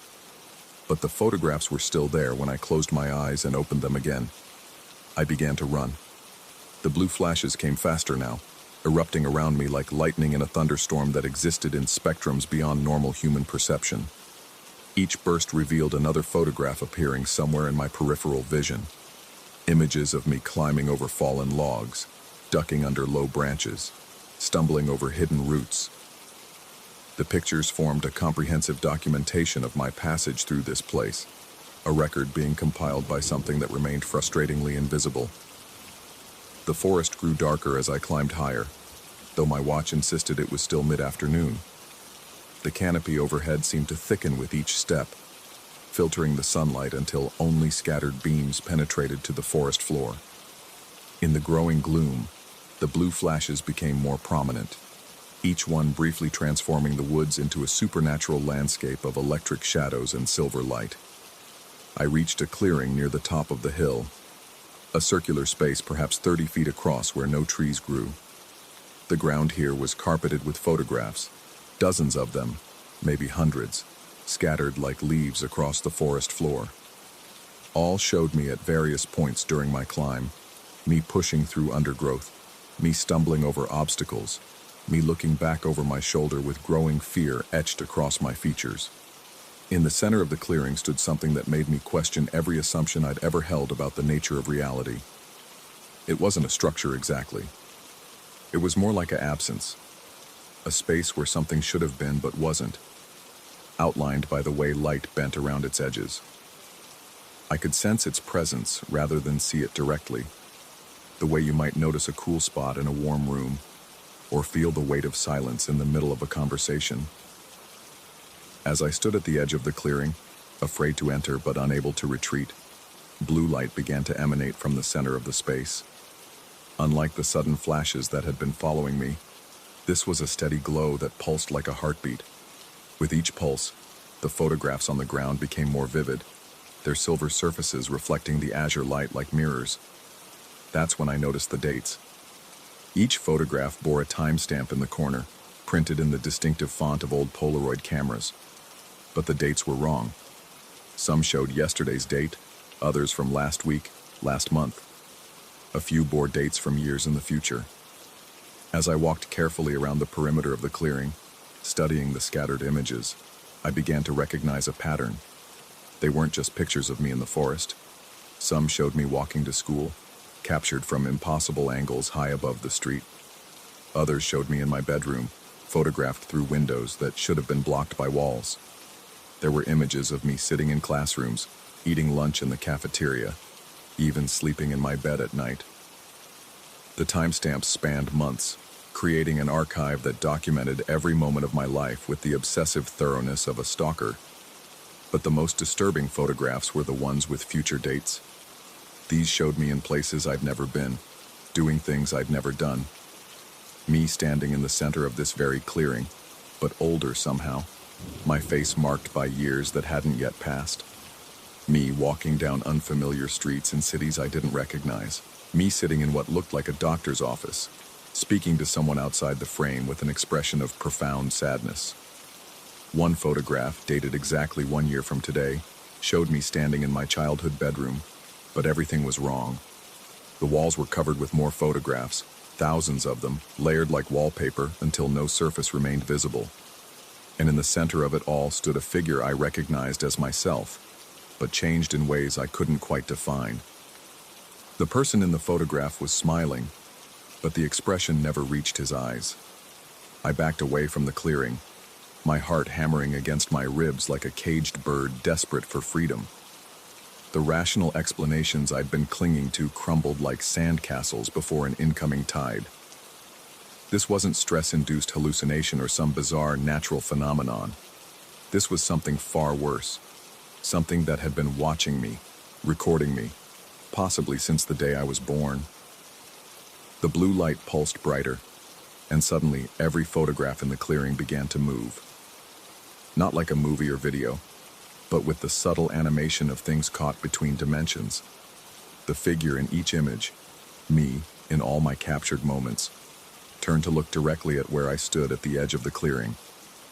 Dozens of my own faces stared back at me with expressions ranging from confusion to terror to a hollow acceptance that made my stomach turn. Then they all smiled. I ran. Behind me, the forest erupted in continuous blue light, like a photographer's studio gone mad with strobing flashes. The photographs on the ground began to whisper as I passed. Not words exactly, but something that sounded almost like my own voice played backward at high speed. The trees seemed to bend inward as I ran, their branches reaching for me with wooden fingers that scraped against my jacket and caught in my hair. I have no clear memory of how I found my way out of the forest. One moment I was running through a maze of electric blue light and impossible photographs, and the next I was stumbling onto the familiar sidewalk that led back to town. The streetlights were already flickering on, though my watch insisted it was still afternoon, and the ordinary sounds of suburban evening, dogs barking, car doors slamming, the distant hum of air conditioners, seemed like messages from another world. I made it home somehow, my legs moving on autopilot while my mind struggled to process what I'd experienced. My parents barely looked up when I walked through the front door, mumbling something about homework and dinner before disappearing into their respective evening routines. I climbed the stairs to my room on unsteady legs, closed the door behind me, and collapsed onto my bed. That's when I noticed the envelope on my pillow. It was the size and shape of a photograph mailer, the kind used to protect prints during shipping. My name was written across the front in handwriting I didn't recognize, or maybe I did, but couldn't quite place where I'd seen it before. Inside was a single Polaroid photograph. It showed me sitting on my bed, holding the very envelope I'd just opened. The timestamp in the corner read today's date, but the time was 3 hours in the future. In the photograph, I was smiling that same empty smile I'd seen in the clearing, and pinned to the wall behind me were dozens of other photographs, all showing moments that hadn't happened yet. I'm writing this now because I need to document what's happening while I still remember it clearly. Because I can feel something changing in my mind, some fundamental shift in the way I perceive reality. The memories of the forest are becoming dreamlike, taking on the quality of something that might have been imagined. But the envelope on my pillow is real. The photograph inside is real.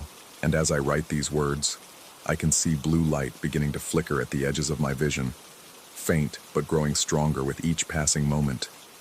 The forest may have let me go, but I don't think whatever lives there is finished with me yet. The sun set an hour ago, but when I look out my bedroom window, I can still see my footprints glowing faintly in the distance. Silver photographs scattered across the landscape like breadcrumbs, leading back to something that knows my name and has been watching me far longer than I care to imagine. Tomorrow morning, those photographs will fade with the sunrise, just as they're supposed to. But I suspect they'll be back, and next time, I won't have the luxury of running away, because I'm beginning to understand that wherever I go, whatever I do, I'm already in the photograph. Story 10. The lake had always been wrong. I'd known it since childhood, when my father first brought me to these waters with promises of bass and bluegill. Even then, at 8 years old, something about the stillness had made my skin crawl. The water was too dark, too quiet. Trees leaned over its edges like mourners at a grave, their reflections distorted and wavering even when no wind stirred the surface. 37 years later, I found myself returning to that same spot, driven by a restlessness I couldn't name. My divorce had been finalized 3 months ago. Sarah had taken the house, the dog, and most of my sense of purpose. The therapist Dr. Morgan had recommended said I needed to reconnect with activities that once brought me joy. Fishing, she'd suggested, noting how my eyes had lit up when I mentioned those old trips with my father. What a fool I'd been to think joy could be found in these waters. The morning mist clung to the lake like a shroud as I assembled my rod, hands trembling slightly from too much coffee and too little sleep. The familiar ritual should have been comforting, threading the line, selecting the lure, testing the drag. Instead, each motion felt rehearsed, as if I were an actor playing a part I'd forgotten how to inhabit. I cast the first line just as the sun crested the tree line, sending fingers of golden light across the water's surface. The lure, a bright red spinner that had been my father's favorite, disappeared beneath the dark mirror with barely a ripple. I settled onto the weathered dock, my breath forming small clouds in the cool morning air. That's when I first saw it. Deep beneath the surface, perhaps 20 feet down where the water turned from brown to black, something moved. At first, I convinced myself it was a fallen log or a large fish, but the shape was wrong. Too vertical, too intentional. I blinked hard, rubbing my eyes with the back of my free hand. The stress of the past year had been playing tricks on my vision. Floaters and strange shadows that Dr. Morrison assured me were perfectly normal for a man my age going through major life changes. But when I looked again, the shape was still there, clearer now. It was tall, impossibly tall, rising from the lake bed like a pillar of shadow. And it was watching me. My hands began to shake, nearly dropping the rod. The rational part of my mind offered explanations. A submerged tree trunk, a trick of light and shadow, the stress-induced hallucinations that had been plaguing me since the divorce proceedings began. But my body knew better. Every instinct screamed at me to reel in the line and leave this place. Instead, I found myself leaning forward, peering deeper into the water. The shape moved then, not with the random drift of debris, but with purpose. It lifted what I could only describe as an arm, though arm seemed too small a word for the appendage that stretched upward through the dark water. The gesture was unmistakable. It was beckoning me to cast again. My mouth went dry. The morning sounds, birds calling from the surrounding woods, the gentle lap of water against the dock, seemed to fade until all I could hear was the thundering of my own heartbeat. Every fiber of my being urged me to pack up and leave, but something stronger held me in place. A compulsion that felt both foreign and familiar, like a half-remembered dream. I reeled in the empty line. The red spinner should have been there, but it wasn't. With movements that felt disconnected from my own will, I reached into my tackle box and selected another lure, a small plastic worm this time. My hands moved with practiced efficiency, tying the knot and checking the connection, while my eyes remained fixed on the shape below. It hadn't moved since that initial gesture, but I could feel its attention like a physical weight pressing against my chest. Waiting. I cast again. The lure hit the water with a soft plop and immediately vanished, not sinking naturally but simply disappearing, as if the surface were a portal to somewhere else entirely. I felt a tug on the line, then nothing. When I reeled it in, the hook was empty once more. My right hand moved involuntarily to my coat pocket and froze. Something was there that hadn't been before. A small, hard object that my fingers recognized immediately. I pulled it out with a trembling hand. The plastic worm sat in my palm, completely dry, as if it had never touched water at all. The world seemed to tilt sideways. I stared at the lure, turning it over in my palm, searching for some logical explanation. Maybe I'd unconsciously pulled it from my tackle box. Maybe the morning cold was affecting my perception, making me imagine things that weren't there. But the shape in the water had moved again. That massive arm rising and falling in what could only be described as approval. I should have left then. Any sane person would have packed up their gear and driven home, perhaps even straight to Dr. Morgan's office. Instead, I found myself selecting another lure, then another, each cast followed by the same impossible result. The bait would vanish upon touching the surface, only to reappear moments later in my pocket, bone dry and unmarked. With each repetition, the shape below grew clearer, more defined. What I had first taken for a massive human figure began to reveal details that made my skin crawl. The proportions were wrong. Arms too long, torso stretched beyond any natural limit. And there were protrusions from its back, things that swayed like kelp in an underwater current, but moved with too much intention to be anything so benign. The morning wore on, though time seemed to move differently here, stretching and contracting like the reflections on the water's surface. I became aware that I was no longer alone at the lake. Other fishermen had arrived, setting up at various points along the shoreline, but they seemed distant, their voices muffled as if filtered through cotton. When one of them, a heavy-set man in a red flannel shirt, waved and called out a friendly greeting, I found myself unable to respond. My voice stuck in my throat, and when I tried to wave back, my arm felt leaden, unresponsive. The man's expression shifted from friendly to concerned, but when I blinked, he had turned away, apparently satisfied that I was simply antisocial rather than in distress. Could he see what I was seeing? Did the dark water reveal its secrets to him as well? Or was I the only one chosen for this strange communion? The thought sent a chill through me that had nothing to do with the morning air. By midday, the sun had burned off most of the mist, revealing the lake in sharp detail. The water was clearer now, and I could see the shape with terrifying clarity. It was not human, had never been human, though it wore the rough approximation of human form like an ill-fitting costume. Its face, if face was the right word, was a smooth expanse broken only by what might have been eyes, dark holes that seemed to pull at my vision like whirlpools. And it was definitely watching me. Every cast brought the same result: bait touching water, immediate disappearance, dry reappearance in my pocket. My jacket had grown heavy with accumulated lures, the weight pulling at my shoulders like an anchor. I had stopped questioning the impossibility of it, accepting the pattern as naturally as I accepted gravity or the movement of the sun across the sky. That acceptance should have terrified me more than the phenomenon itself. As the afternoon shadows began to lengthen, I noticed something else changing.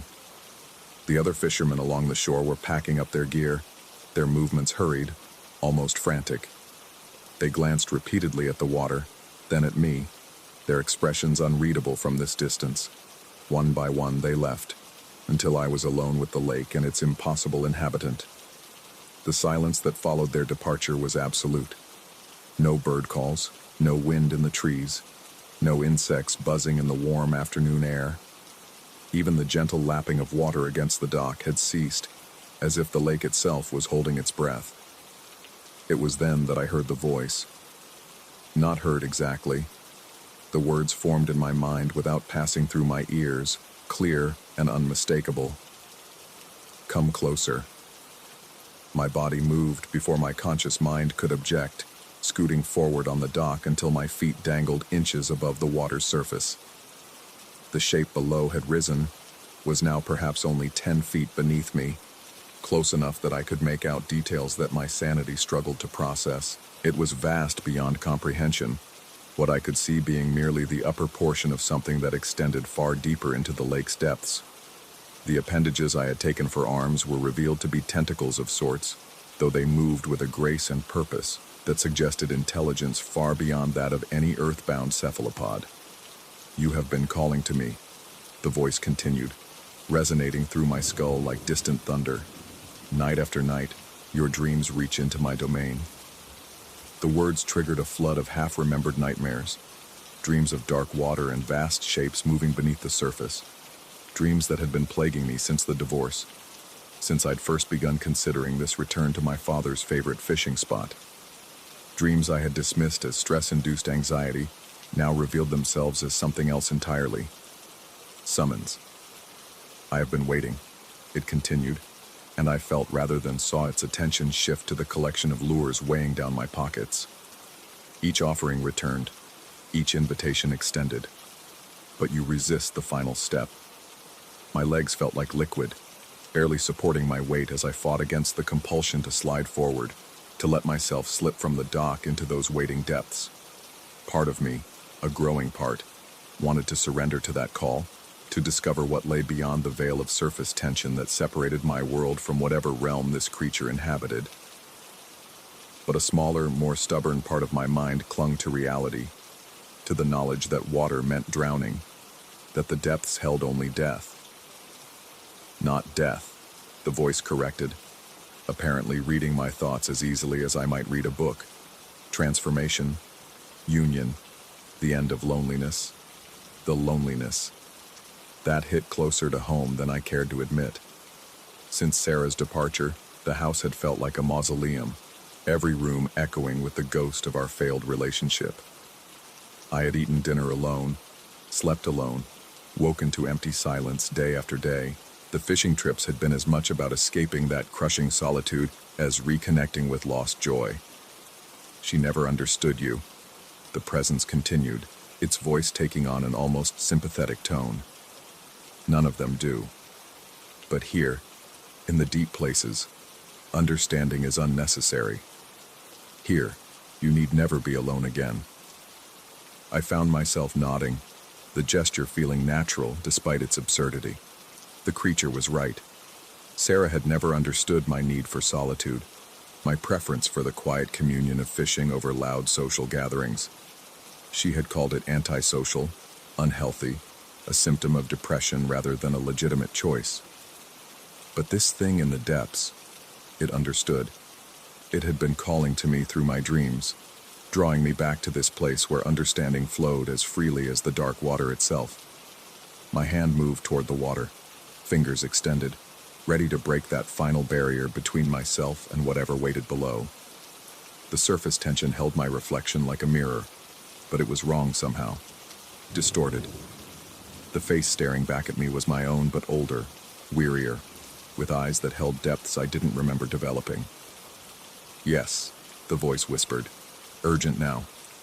Cross over. Leave behind the world that wounds you. At the last moment, as my fingertips were about to touch the water, a sound broke through the supernatural silence, the distant rumble of a truck engine on the access road. Someone was coming. The spell shattered like glass. I jerked my hand back, suddenly aware of how close I had come to... what? Drowning? Disappearing? The certainty that had filled me moments before evaporated, leaving only confusion and growing dread. The shape in the water recoiled as if burned, sinking back into the depths with a movement that spoke of rage and frustration. You will return. Its voice followed it down, fainter now, but no less certain. You will return, and next time, you will not resist. By the time the park ranger's truck came into view, the lake appeared normal once more, just dark water reflecting the late afternoon sky. I waved cheerfully at the ranger. My voice returned now that the creature had withdrawn, and made small talk about the fishing conditions. He seemed satisfied with my responses, noting only that I appeared to have caught nothing, despite spending the entire day on the water. If only he knew what I had almost caught instead. The drive home passed in a blur of racing thoughts and growing terror. What had happened at the lake defied every rational explanation I could construct. Hallucinations brought on by stress and sleep deprivation seemed most likely, but the weight of lures in my pocket argued against that conclusion. They were real, tangible proof that something impossible had occurred. I pulled over twice to examine them, spreading the collection across my passenger seat. Every lure I had cast was there, each one completely dry and showing no signs of having been underwater. Even more disturbing, several lures were present that I didn't remember selecting, designs I was certain I didn't own. Where had they come from? That night I sat at my kitchen table staring at the lures until well past midnight, searching for some rational explanation that refused to come. Eventually exhaustion drove me to bed, where I lay staring at the ceiling until dawn, afraid to close my eyes and invite the dreams I knew would come. But they came anyway, seeping through the barriers of my conscious mind like water through a cracked foundation. Dreams of vast shapes moving through abyssal depths, of voices calling my name from places that existed beyond maps or understanding. And always, always, the certainty that something was waiting for my return. 3 days passed before I could bring myself to venture outside for more than essential errands. When I finally did, I found myself driving aimlessly through town, avoiding the roads that led toward the lake while unable to stop thinking about what waited there in the depths. Dr. Morgan's office offered no relief. When I tried to explain what had happened, carefully editing out the more impossible details, she nodded with professional sympathy and suggested adjusting my medication. Stress-induced hallucinations, she assured me, were more common than I might think, especially following major life changes. Her explanations should have been comforting.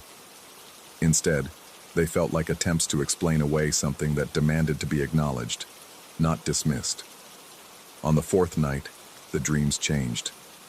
Instead of vague impressions of underwater realms, I found myself standing once again on that weathered dock, but now the water was crystal clear, revealing the full scope of what lay beneath.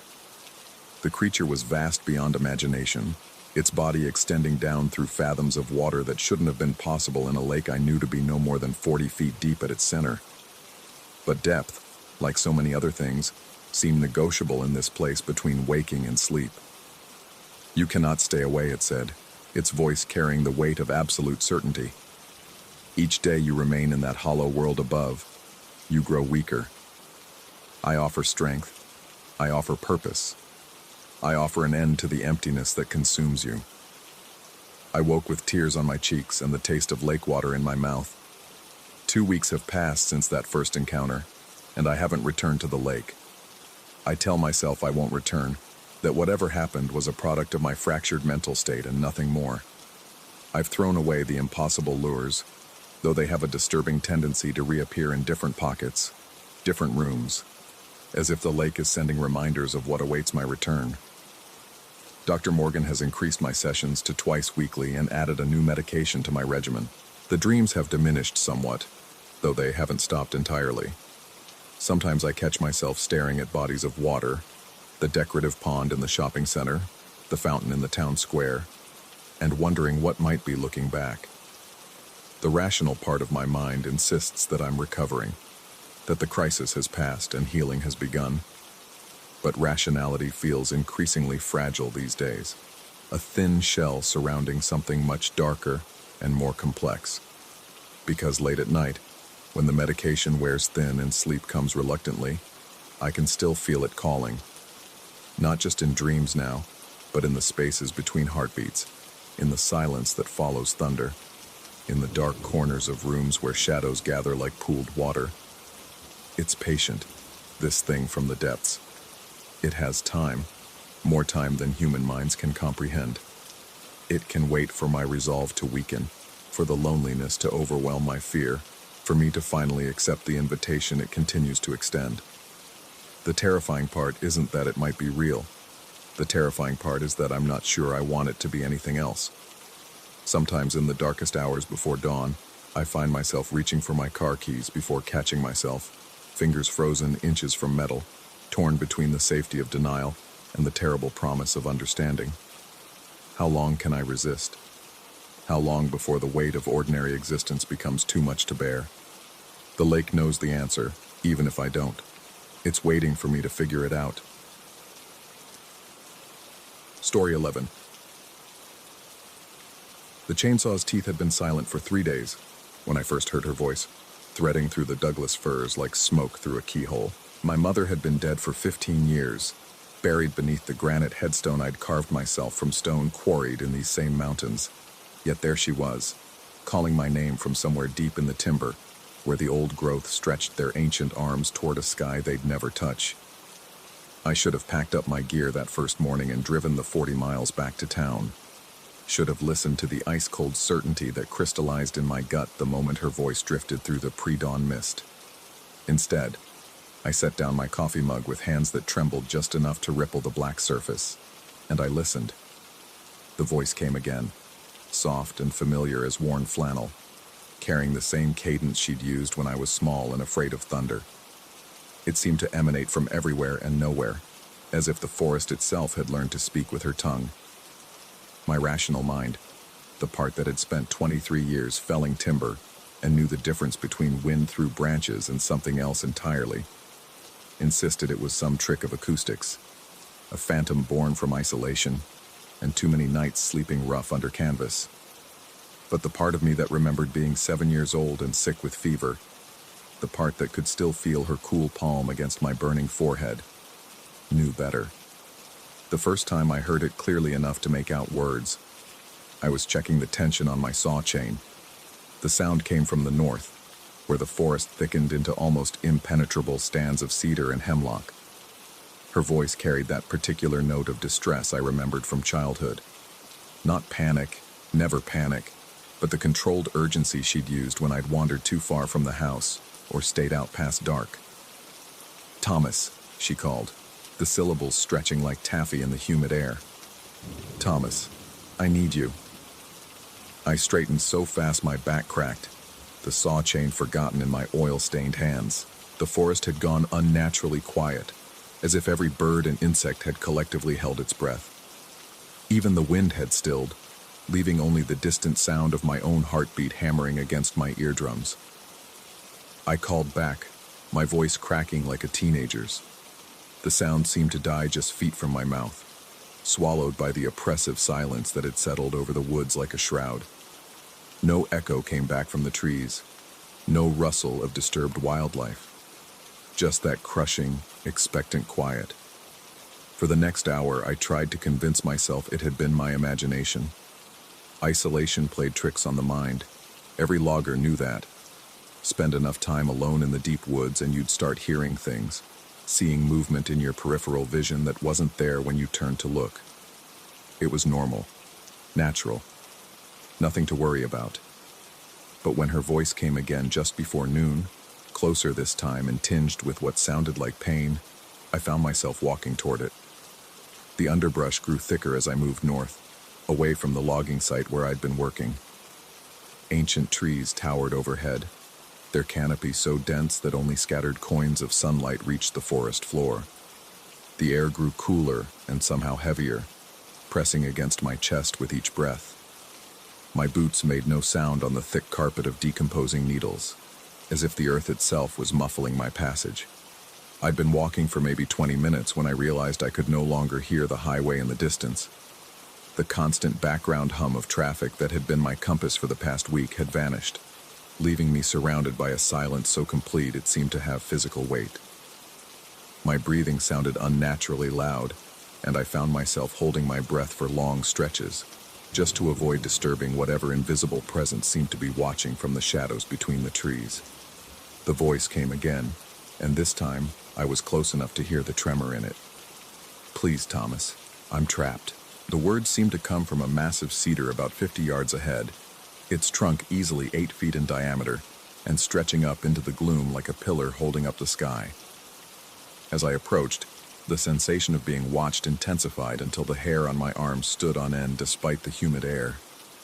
Every instinct I possessed screamed at me to turn around, to run back to my truck and drive away from this place as fast as the old Ford would carry me.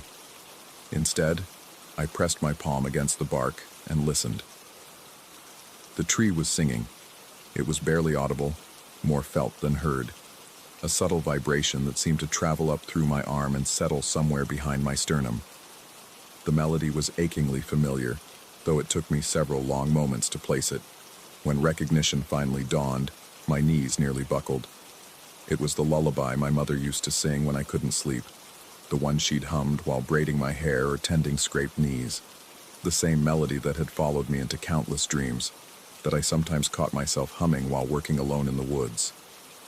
The tree was singing my mother's lullaby, note for perfect note, as if the music itself had somehow grown into the wood grain. I snatched my hand away from the bark as if it had burned me, but the melody continued, growing slightly stronger. Other trees nearby began to join in. First a whisper, then a soft chorus that seemed to emanate from deep within their cores. The forest had become a concert hall, and I was the only audience to a performance that should have been impossible. My mother's voice came again, clearer now, and definitely originating from within the massive cedar. "I'm here, baby. I'm right here." I backed away from the tree, my vision blurring at the edges. This wasn't possible. Dead people didn't get trapped inside trees. Timber didn't sing lullabies. But even as my rational mind rejected what I was experiencing, my body was already moving. Muscle memory guiding me back toward the logging site where I'd left my equipment. The walk back took forever, and no time at all. I found myself stumbling through underbrush I didn't remember passing through, following game trails that seemed to appear and disappear at will. By the time I reached my truck, the sun had moved considerably across the sky, though I would have sworn I'd only been gone for an hour at most. My chainsaw started on the first pull, as if it too was eager to break the spell that had settled over the woods. I spent the rest of the day cutting, the roar of the engine drowning out any other sounds the forest might have been making. But even with the saw running full throttle, I could feel something watching me from the tree line, patient and implacable as stone. That night, I made camp closer to the road than usual, building my fire larger than necessary and feeding it constantly to keep the flames high. The darkness beyond the firelight seemed unusually dense, pressing in from all sides like black water. Every time a log shifted in the fire, sending sparks spiraling up into the night, I caught glimpses of movement in my peripheral vision, shapes that vanished when I turned to look directly at them. Sleep, when it finally came, brought dreams of my mother's voice calling from deeper and deeper in the woods, always just out of reach. I would follow the sound through endless stands of timber, my feet sinking into forest floor that grew softer and more yielding with each step, until I was wading through what felt like flesh rather than earth. The trees around me pulsed with their own rhythm, and I could hear music boxes playing from within their trunks. Dozens of them, hundreds, all playing the same lullaby in perfect, impossible harmony. I woke before dawn with dirt under my fingernails and pine needles in my hair, though I was certain I'd never left my sleeping bag. The next day, her voice came earlier and more frequently. It followed me as I worked, always seeming to originate from whichever direction I wasn't facing. When I turned toward the sound, it would shift, leading me in slow circles around the logging site. By afternoon, I was jumping at every sound, my nerves stretched taut as piano wire. The smart thing would have been to pack up and leave. I'd finished the timber survey that had brought me here in the first place, and there was no reason to stay longer than necessary. But something kept me rooted to this patch of forest, some compulsion I couldn't name or resist. Every time I considered loading my gear into the truck, I would hear her voice again, closer than before and filled with such longing that my chest ached in response. On the third day, I went back to the cedar. The tree seemed larger than I remembered, its trunk stretching impossibly wide and tall. The lullaby was stronger too, no longer just a vibration but an actual melody that I could hear with my ears rather than feel with my bones. Other sounds had joined it, the soft tick-tick-tick of clockwork, the delicate chime of metal striking metal. It sounded like a music box, or rather dozens of music boxes, all playing the same tune from somewhere deep within the wood. My mother's voice came from directly in front of me, so clear and close that I reached out instinctively, expecting to find her standing there. "Cut me free, Thomas. Please, baby, cut me free." I found myself nodding, though part of my mind was screaming protests. This was madness. Trees didn't trap people. The dead didn't call out for rescue. But my hands were already reaching for the saw, my fingers wrapping around the familiar grip with practiced ease. The engine turned over on the second pull, settling into its comfortable growl. I advanced on the cedar, the saw held out in front of me like a shield. The closer I got, the louder the music became, until the lullaby seemed to fill the entire forest. Birds erupted from the canopy overhead, fleeing the sound of the approaching blade. The first cut was always the hardest. The saw bit into bark that seemed thicker and more resistant than any I'd encountered before. Wood chips flew in strange patterns, some of them glinting in the filtered sunlight as if they contained flecks of metal. The smell was wrong too, not the clean resinous scent of cedar, but something sweeter and more cloying, like flowers left too long in water. As the blade sank deeper, the music grew louder. I could hear individual instruments now, the plinking of tiny hammers striking tuned metal, the whisper of springs unwinding, the soft rustle of mechanical dancers spinning on miniature stages. It was beautiful and terrible, and completely impossible. Halfway through the trunk, the saw hit something that wasn't wood. The blade caught and kicked, nearly jerking the saw from my hands. I shut off the engine and peered into the cut. There, embedded in the heartwood like an insect in amber, was the corner of something rectangular and metallic.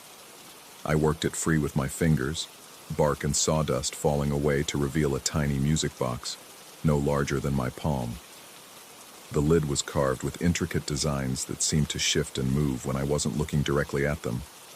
When I opened it, a miniature ballerina began to spin, her arms raised in perpetual pirouette as the familiar lullaby tinkled out in perfect crystalline notes. I snapped the lid shut, but the music continued, muffled now, but still audible.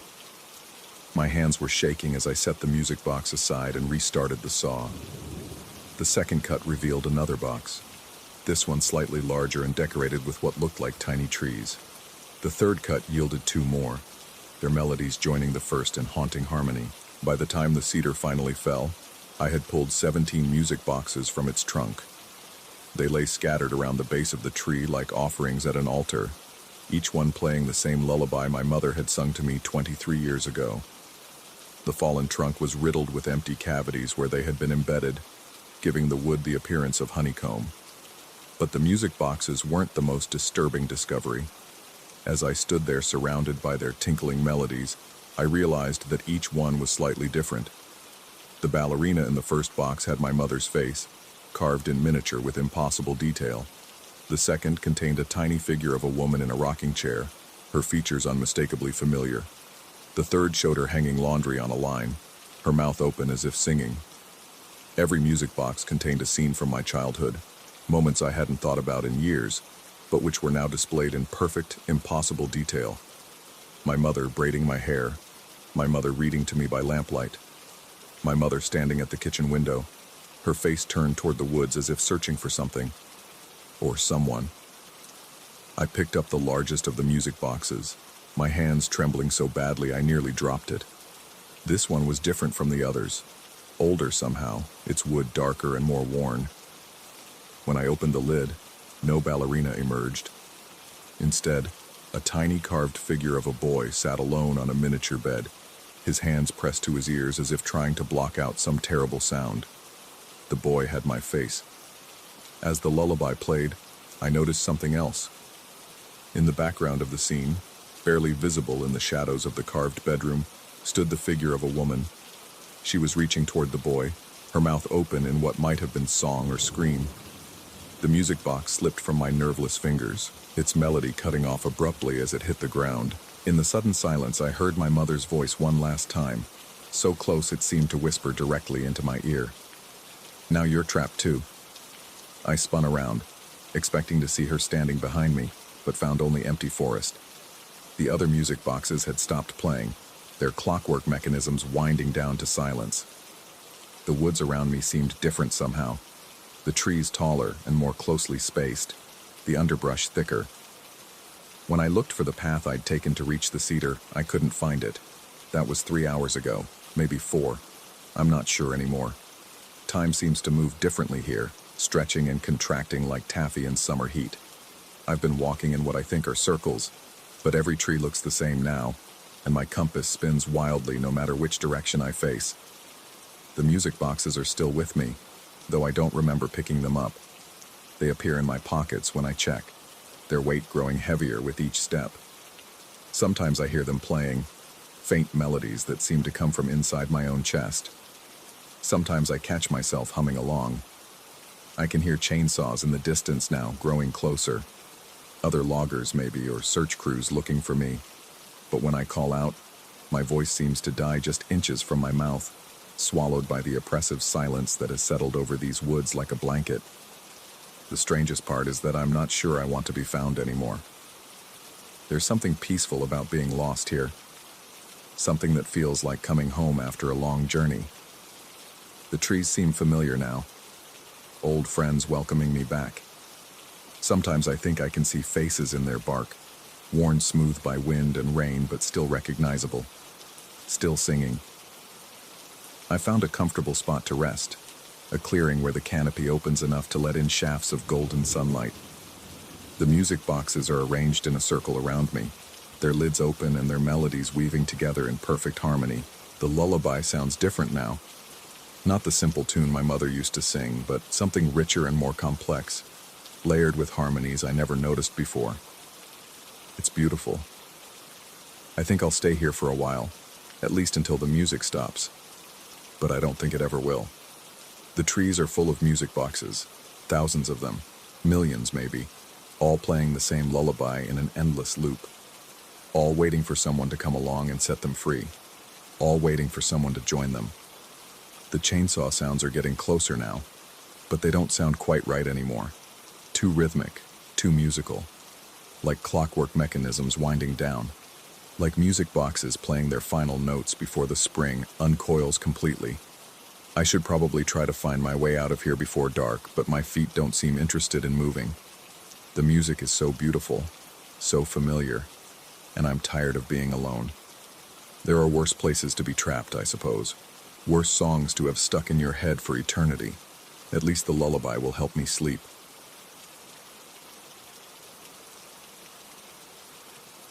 Story 12.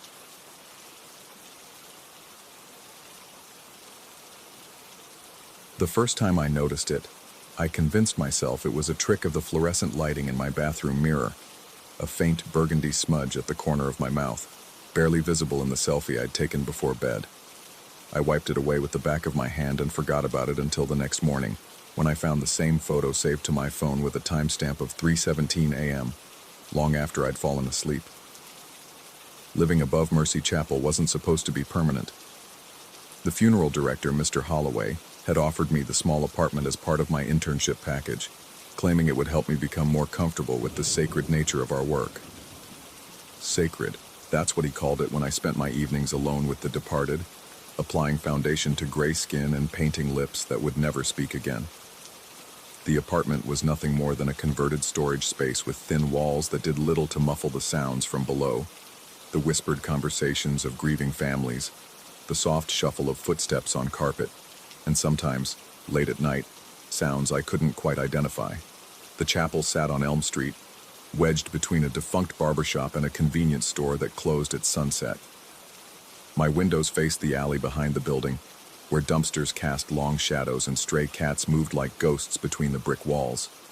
The apartment itself was sparse, a bed, a kitchenette, a bathroom with a mirror that always seemed slightly fogged despite the lack of steam. But it was free, and free was all I could afford while learning the delicate art of making the dead look peaceful. Mrs. Holloway had been my first real case. Not the practice mannequins from mortuary school, but an actual person who had once laughed and cried and worried about mundane things like grocery lists and overdue bills. She'd requested a specific shade of lipstick in her will, Ruby Remembrance, she'd called it, and her daughter had brought the tube in a trembling hand, explaining how her mother had worn it every Sunday to church for 30 years. I'd applied it carefully, my hands steadier than I'd expected for someone so new to the profession. The color transformed her face, brought a semblance of life to features that had grown slack and pale. When I finished, I cleaned my brushes meticulously, wiped down every surface, and washed my hands until the water ran cold. I'd learned early that proper cleanup wasn't just about hygiene, it was about respect, about leaving no trace of yourself on someone else's final appearance. That night I'd taken my usual selfie. It had become a ritual of sorts, a way to prove to myself that I was still alive in a place surrounded by death. The photo showed my tired face against the dim light of my bedside lamp. But there, on my lips, was the unmistakable shade of Ruby Remembrance. I stared at the image for several minutes, my heart performing an irregular rhythm against my ribs. I must have missed a spot when cleaning up. That was the only logical explanation. Makeup could be stubborn, especially the long-wearing formulas designed to last through tears and time. I scrubbed my lips raw in the bathroom sink, watching burgundy swirls disappear down the drain, and told myself it wouldn't happen again. But it did happen again. And again. Each morning brought a new discovery. Coral sunset from Mrs. Patterson, who'd insisted on looking bright and cheerful for her funeral. Dusty rose from the teenage girl whose family had chosen the color because it matched her prom dress. Deep plum from the elderly man whose wife had selected it because he'd always complimented her when she wore that shade. Colors I knew I'd removed completely, colors that had no business being on my lips. Yet there they were in photo after photo, as if my sleeping self had applied them with careful precision. The worst part wasn't the lipstick itself, it was the timing. The photos were always taken between 3 and 4 a.m., always when I was certain I'd been asleep. I started staying awake deliberately, sitting in my bed with my phone in hand, waiting to catch myself in the act. But exhaustion would inevitably win, and I'd wake to find another image, another impossible color staining my mouth like evidence of a crime I couldn't remember committing. The chapel below grew busier as autumn settled over the town. More families, more services, more faces that needed my careful attention. I threw myself into the work, perfecting techniques for concealing bruises, learning to make sunken cheeks appear full again, mastering the art of creating expressions of peace where none had existed. Mr. Holloway praised my dedication, noting how I often stayed late to ensure everything was perfect, but perfection became an obsession tinged with dread. I began photographing my work, documenting each face before and after my ministrations. I told myself it was for my portfolio, but really, I was creating evidence, proof that I had cleaned everything properly, that no trace of color remained on my brushes or hands when I left the preparation room each evening. The photos showed my work was flawless. Every tube of lipstick was capped and cleaned, every surface sanitized, every tool returned to its proper place. Yet still, the midnight selfies continued, each one more vivid than the last. The colors seemed to glow against my pale skin, as if lit from within by some source I couldn't identify. I started avoiding mirrors during the day, afraid of what I might see. The bathroom mirror in particular seemed to reflect things that weren't quite right, shadows that moved independently, colors that shifted when I wasn't looking directly at them. I told myself it was stress, that the isolated nature of my work was affecting my perception. Mortuary science instructors had warned us about the psychological toll, the way constant exposure to death could warp a person's sense of reality. But warped reality couldn't explain the phone calls. They started in November, always coming between 3 and 4 a.m., the same window when the mysterious photos appeared. My phone would buzz, displaying my own number as the caller ID. When I answered, I heard only silence, but not the empty silence of a deadline. This was the silence of someone listening, someone waiting on the other end of the connection. Sometimes, I could swear I heard breathing that matched my own, as if I were somehow calling myself from another place entirely. I stopped answering after the 5th call, but they continued with mechanical persistence. Each morning, I'd find a voicemail waiting, several minutes of that same listening silence punctuated occasionally by sounds that might have been whispers or might have been static. I told myself it was a prank, some twisted joke from someone who knew about my strange living situation. But who would know? I'd told no one about the apartment above the chapel, had no friends in this small town, no family who called regularly enough to notice my growing paranoia. The colors began bleeding into my waking hours. I'd catch glimpses of cherry bliss on the rim of my coffee cup, despite drinking only black coffee. Mauve memories would appear on tissues I'd used to clean my glasses, though I'd worn no makeup to smudge. Most disturbing were the traces I'd find on books I'd read, perfect lip prints on pages I didn't remember kissing, as if some other version of me was going through the motions of my daily life, leaving behind these impossible signatures. I considered leaving, packing my few belongings and returning to the city where mortuary school felt like a lifetime ago. But where would I go? This internship was my only path forward, my only chance to build a career in the field I'd chosen. And despite everything, the work itself continued to fulfill me. There was something sacred about helping families say goodbye, about ensuring their loved ones looked dignified and peaceful in their final moments. Each face I worked on was a story, a life reduced to the colors they'd chosen to wear into eternity. December brought a snowfall that muffled the sounds from the street below, making the chapel feel more isolated than ever. The heating system struggled to warm the old building, and I took to wearing layers even indoors. The cold seemed to emanate from the walls themselves, as if the building were trying to match the temperature of its permanent residents. It was during this cold snap that I discovered the diary. I'd been cleaning out a supply closet when I found it wedged behind a box of embalming fluid. The leather cover was cracked with age, and the pages yellowed, but the handwriting inside was clear and deliberate. It belonged to someone named Marcus, who'd apparently worked in the chapel decades earlier. His entries chronicled a slow descent into what could only be described as madness, filled with references to borrowed colors and midnight obligations. Marcus wrote about finding lipstick on his lips each morning, about photos that appeared on his camera without his knowledge, about phone calls from his own number in the dead of night. The parallels to my own experience were too precise to be coincidental, too detailed to be explained away as similar psychological breaks under similar circumstances. His final entry, dated 3 months before the diary ended abruptly, contained a single line that made my hands shake as I read it. They want me to join them in their silence, but I refuse to be still. I spent that night researching the chapel's history, using my phone's browser to dig through local newspaper archives and property records. What I found chilled me more than the December air seeping through my windows. The chapel had seen dozens of employees over the decades, most staying only a few months before leaving without explanation. Several had been found in states of psychological distress, claiming to have lost time, to have done things they couldn't remember. One man had been discovered wandering the cemetery at dawn, his lips painted in a shade that matched no living person's cosmetics, speaking in whispers about giving back what was borrowed. The next morning, I called Mr. Holloway to request a meeting. I needed to understand what was happening, needed answers that might preserve what remained of my sanity. He agreed to see me after the chapel closed that evening, his voice carrying a weight that suggested he'd been expecting this conversation.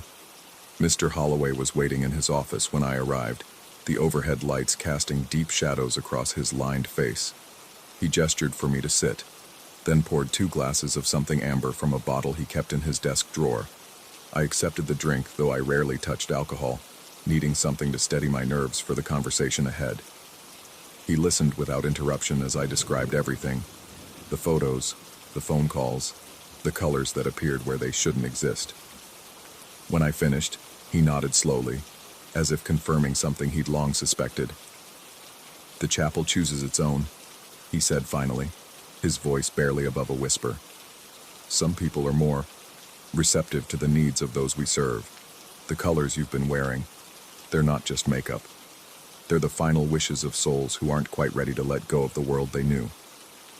I wanted to laugh, to dismiss his words as the rambling of an old man who'd spent too many years around death.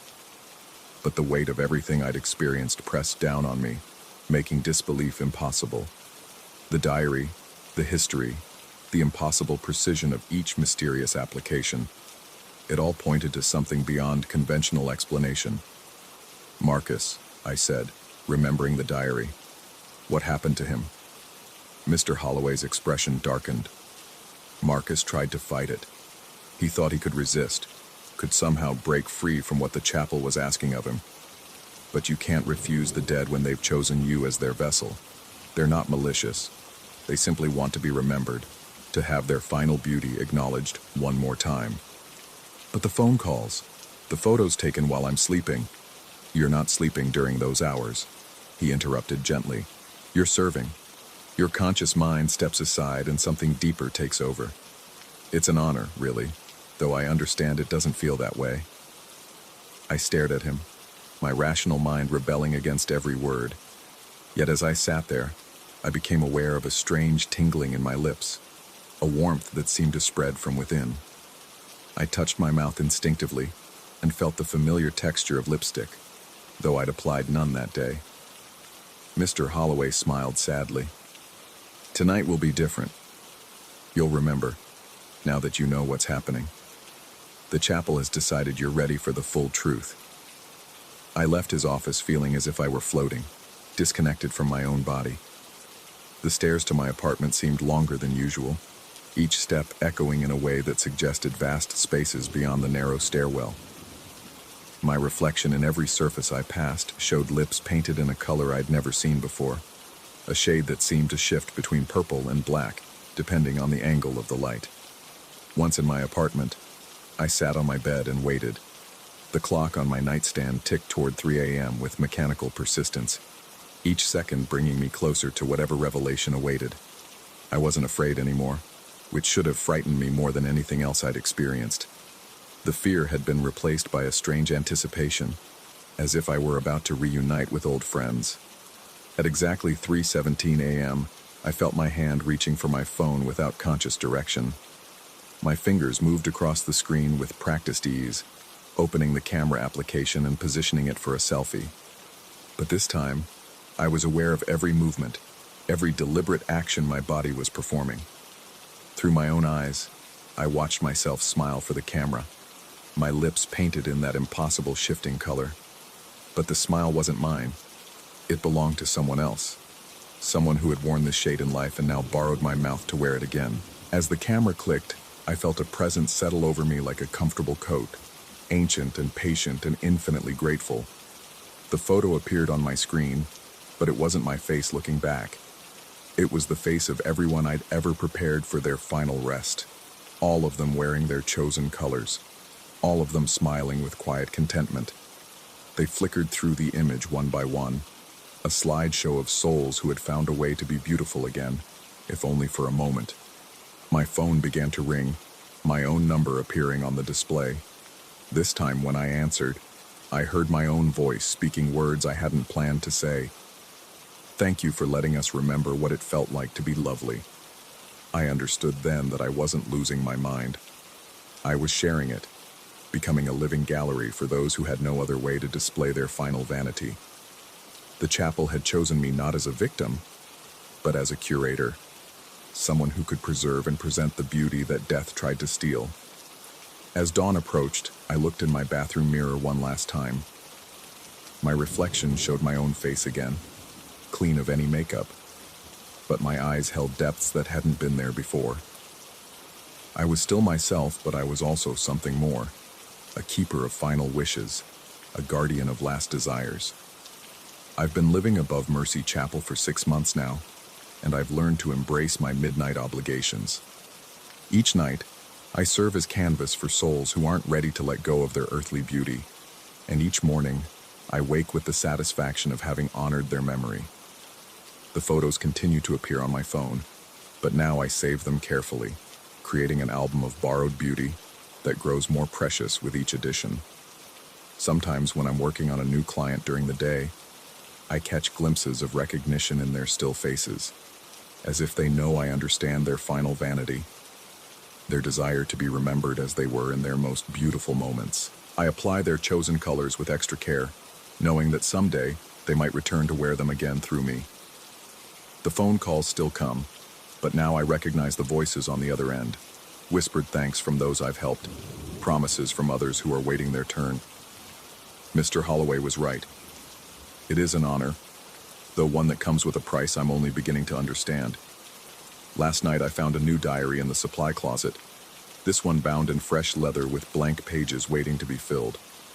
I've started writing my own entries, documenting the colors and faces and midnight transformations that have become my life. Someday, another intern will find this diary, just as I found Marcus's, and they'll learn that the chapel chooses its own, that some of us are meant to be living museums for the beauty that death cannot quite claim.